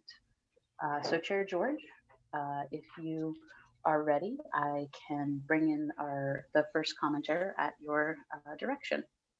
Sure. The one thing I'll just say before we jump into this is, even anticipating that we may get a few more commenters, since we only have 3 right now, and we've already taken care of agenda item G, I would propose to go ahead and let all the speakers have 5 minutes, and so we will proceed that way. I will give a 3-minute warning, which means 3 of your minutes have expired, and you have 2 to wrap up your thoughts. And then we look forward to hearing from everybody. And thank you, Chair George. This is Stephanie Caldera again. The first person, their display name is Power Past Fracked Gas, and they should now be able to present comment. Welcome. Hi. There we go. Can you see am I on video now? I don't know about video, but I can certainly hear you just great. Okay, great. I apologize for the goofy name there. My name is Dan Sears, and I'm the Conservation Director of Columbia Riverkeeper, and my Zoom name shows up as the name of our coalition that we are a part of, which is the Power Past Frack Gas Coalition. So Chair George, members of the Commission, thank you for accepting public comment today. And tomorrow, I think you're going to hear from people who are going to weigh in about the climate protection program that is going to come in front of you in the future. But today I wanted to address the issue of how DEQ is evaluating gas projects right now, and address why we are concerned about the potential growth and expansion of frack gas projects in our state. I guess really what I wanted to say is that frack gas harms our climate and our natural resources, and that we're learning more about the ways in which it does that. First, and this is kind of a surprise to many people, we learned recently that fracking leads to radioactive pollution. We saw this in Arlington, where chemical waste management brought in 2.5, or they accepted 2.5 million pounds of radioactive fracking waste, which they then dumped into a toxic waste dump that is permitted for material that other than radioactive material. So it was not supposed to be accepting radioactive material. And DEQ did a good job of getting out and listening to the community on this issue. But according to data released by Chem Waste, the leachate in the Arlington landfill has exceeded maximum contaminant limits for uranium-238 by a factor of 35. So U-238 is a very long-lived and mobile radionuclide. It is a 4.5 billion year half-life. If you saw levels like this at Hanford, I think you would catch your attention. So the leachate number was 358 picocuries per liter. That's quite high. And the drinking water standard, the MCL, is 10. So, that's the kind of thing that you would notice. And, this all comes directly from fracking. And in all likelihood, what came to Oregon were filter stocks from operations for oil fracking, but some of the gas we get does come from associated gas from oil and gas fracking. So I appreciate the way that DQ went out and listened to Arlington residents last April, many of whom spoke powerfully about the harm and the stigma associated with being dumped on with the illegal dumping of radioactive fracking waste in their community. And it's something that we're just beginning to learn about really in Oregon. And ODOE is the one really taking the lead on regulating the radioactive component. But when it comes to the management of this facility as a whole, we remain quite concerned that the chem waste is taking this leachate, which is, again, quite radioactive, and spraying it on the surface of the landfill for dust control. So that's just seems maybe like an unnecessary step to take with a very long-lived alpha-emitting radionuclide. So to bring this back to the point of what I'm trying to say here is, fracked gas has these impacts that are surprising, that are far beyond what you might expect. I would, I've spent part of my time at Columbia Riverkeeper watching Hanford, and I really never connected in this way the idea of radioactivity and fracking. I should have, but I was surprised by what happened in Arlington, and it kind of blindsided Oregon. And I appreciate the agency's effort, but I really think that there is a harm in downplaying the impacts of either the pollution that ends up here or the use of fracked gas here. And so if we create a market for fracked gas in any way, it props up more of this waste stream. And so I thank you for your time. And I just would close by saying, Oregon, at this point, Oregon's top 6 polluters are all fracked gas power plants.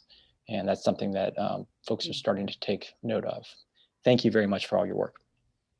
Thank you for sharing your thoughts with us today. And thank you, Chair George. This is Stephanie Caldera, your assistant. The next person I have in the speakers list, their display name is Argery Arbery Barabo, and they should now be able to present a comment. Welcome. Hello, everyone. My name is Argery Arbery Barabo. Thank you for allowing me to be here today. I am the West Eugene Environmental Justice Organizer for Beyond Toxics, and I wanted to bring some exciting new developments in environmental health, community engagement, and environmental justice. Beyond Toxics is a statewide environmental justice nonprofit with offices in both Lane and Jackson counties. Our mission is to advance environmental health policies. I joined the Beyond Toxics team because I raised my family in West Eugene. We personally felt the impacts of being exposed to air and water pollution from many nearby industrial facilities. My teenage daughter and my best friend's teenage son were both diagnosed with Hodgkin's lymphoma, having grown up together in West Eugene. Although I can't point to any one source of pollution, we all know that there is ample scientific research demonstrating the links between environmental exposures and the development of childhood cancers. My primary purposes in speaking to you is to describe an effective and exciting new project that Beyond Toxics is collaborating on with the DEQ. In 2018, Beyond Toxics was approached by Ann Ferris, DEQ's Western Regional Environmental Cleanup Project Manager. Ms. Ferris reached out to us about how the agency's testing showed that dioxins, heavy metals, and a wood preservative called petrochlorophenol, or PCP, were found in the soil and groundwater around G.H. Baxter plant, a creosote chemical manufacturing wood preservation plant in the heart of Bethel neighborhood in West Eugene. Our goal in working with Ms. Ferris is to raise awareness in the nearby neighborhood and encourage community involvement. We want to credit Ms. Ferris for her successful idea to convene a multi-agency and community core team to address the problems surrounding J.H. Baxter. Her idea is breaking down the inadvertent silos that separate the different divisions with the DEQ, local government regulators, and impacted frontline community members. The core team includes community members, Beyond Toxics, City of Eugene, DEQ, Lane Regional Air Protective Agency, Oregon Health Authority, and Oregon State University. We've been meeting since December, and throughout this time, we have all learned from one another. The main lesson we have learned is that bringing different regulators and agencies together, and by giving the community representatives a voice at the table, we have expanded our knowledge to better understand the connection between hazardous waste treatment, air, water, and soil pollutants, and the historical patterns of investigations, violations, and enforcements from this polluter. Until we started meeting together as a core team, one agency didn't know what the other was doing.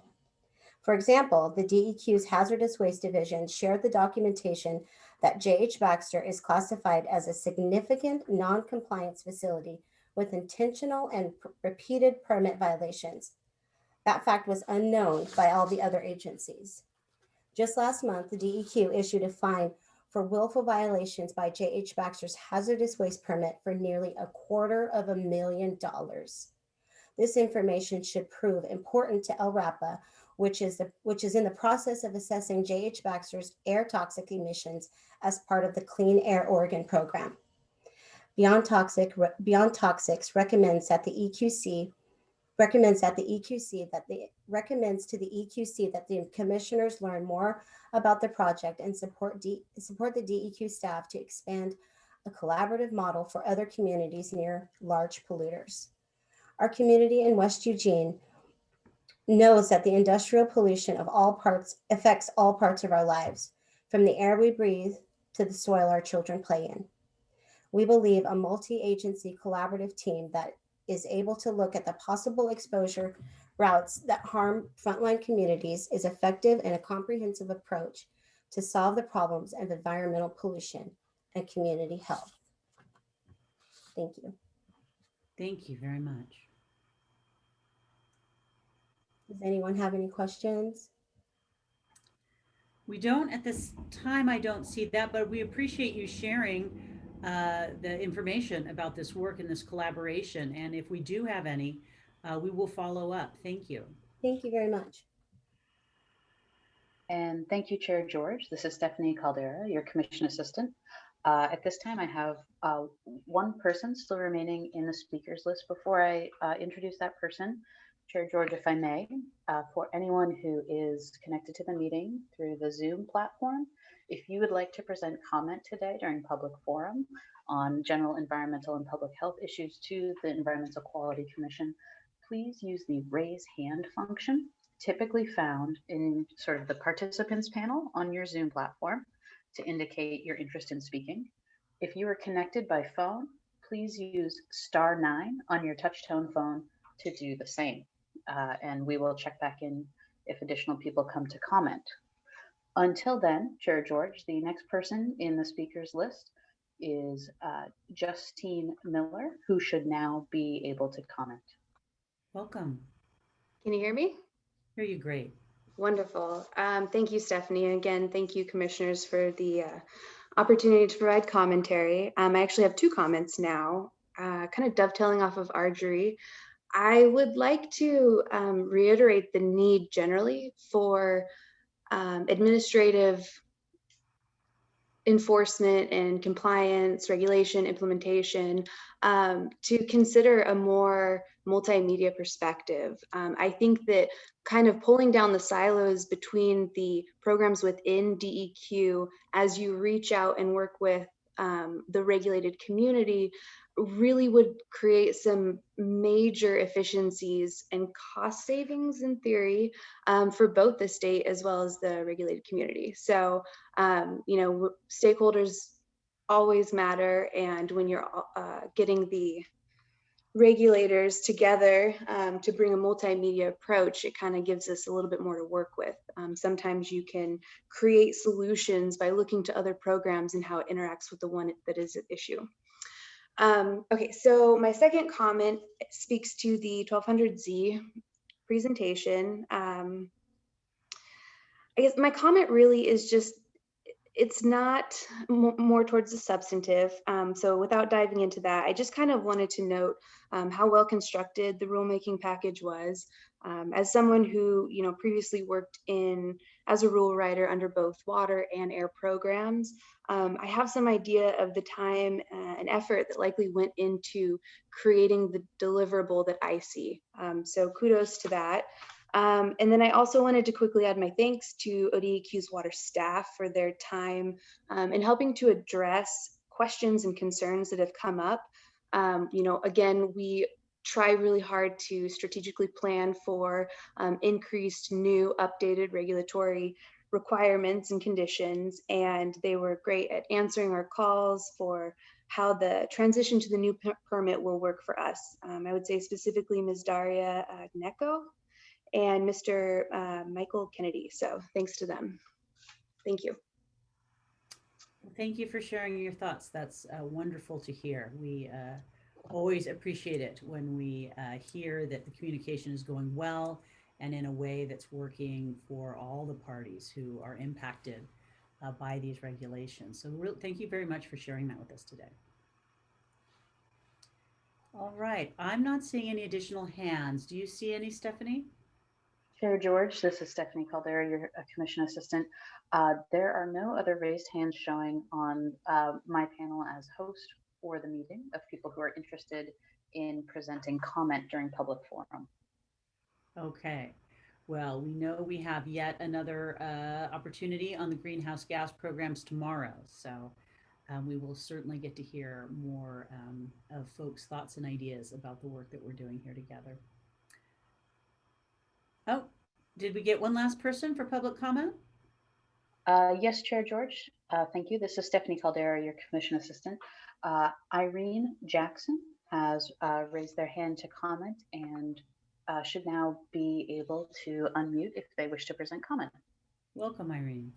Hello, thank you for inviting me to join you today, Chair George, and I appreciate all your hard work and the commissioner's work on all this. And I know that you're doing this clean air for existing buildings, businesses, but what about in our area? We're going to have a proposed CAFO for mega chicken barns, and there is no regulations for air quality for these kind of facilities.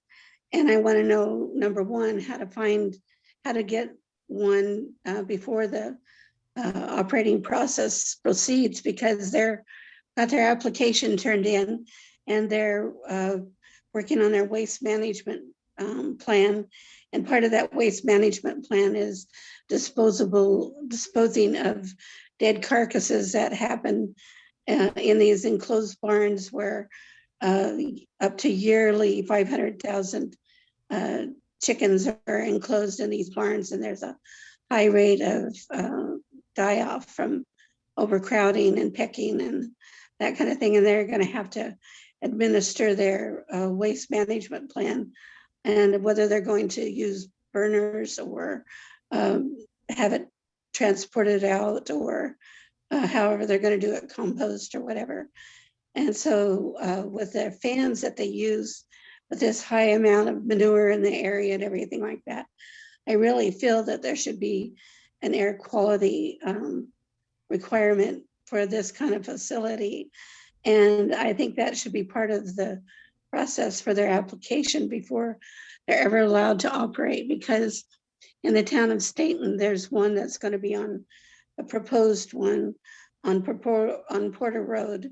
And the one that they have right now is on Jefferson Scio Drive. And this proposal is near water resources that have been protected by then from the Three Basin Rule, and it may be beyond that point, but there's a lot of well waters and things like that with all these kind of processes that they use in these kind of facilities.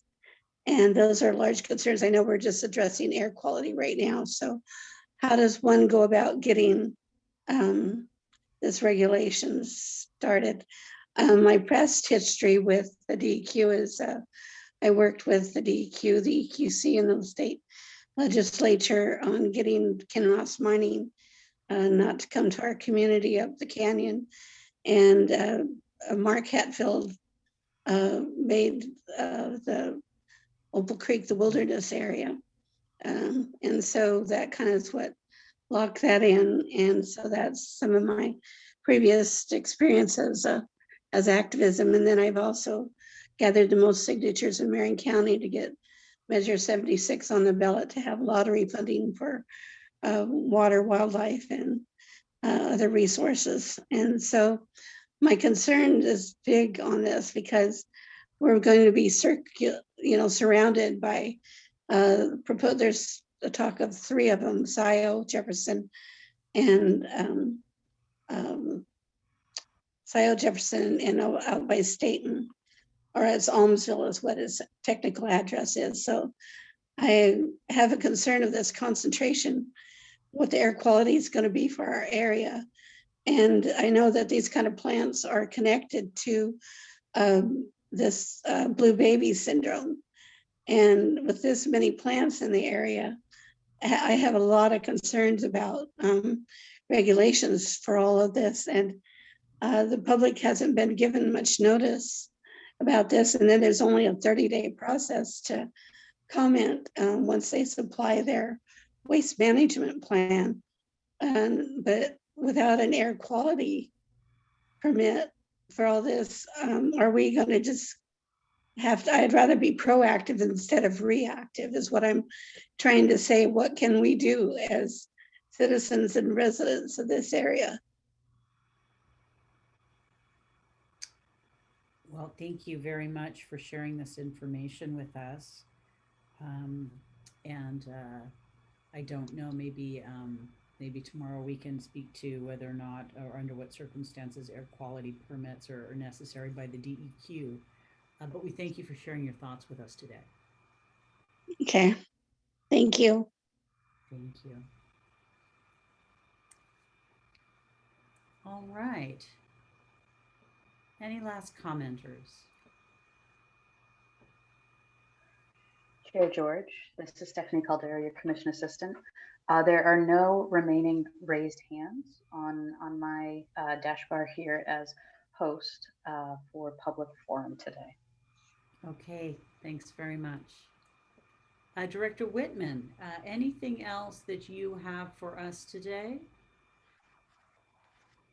Sure, George. No, I don't have anything else for you today. Tomorrow we've got a relatively full agenda on the Clean Fuels Program, electricity rulemaking. That's the one action item at the beginning of the session tomorrow morning.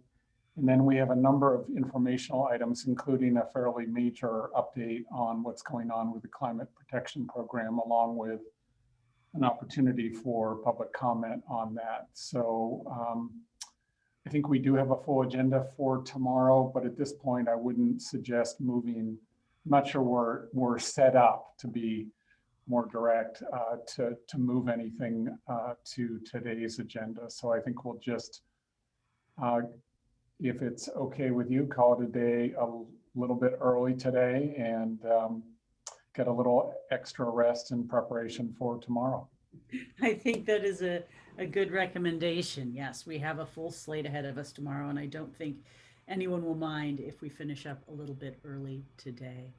All right, well, again, we want to thank everybody who spent their time with us today.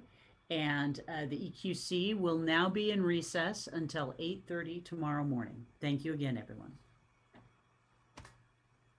And thank you, Chair George. This is Stephanie Caldera, the Commission Assistant. I will now end the recording for this meeting and will shortly close the Zoom meeting for the day. Thank you, Stephanie. See you tomorrow.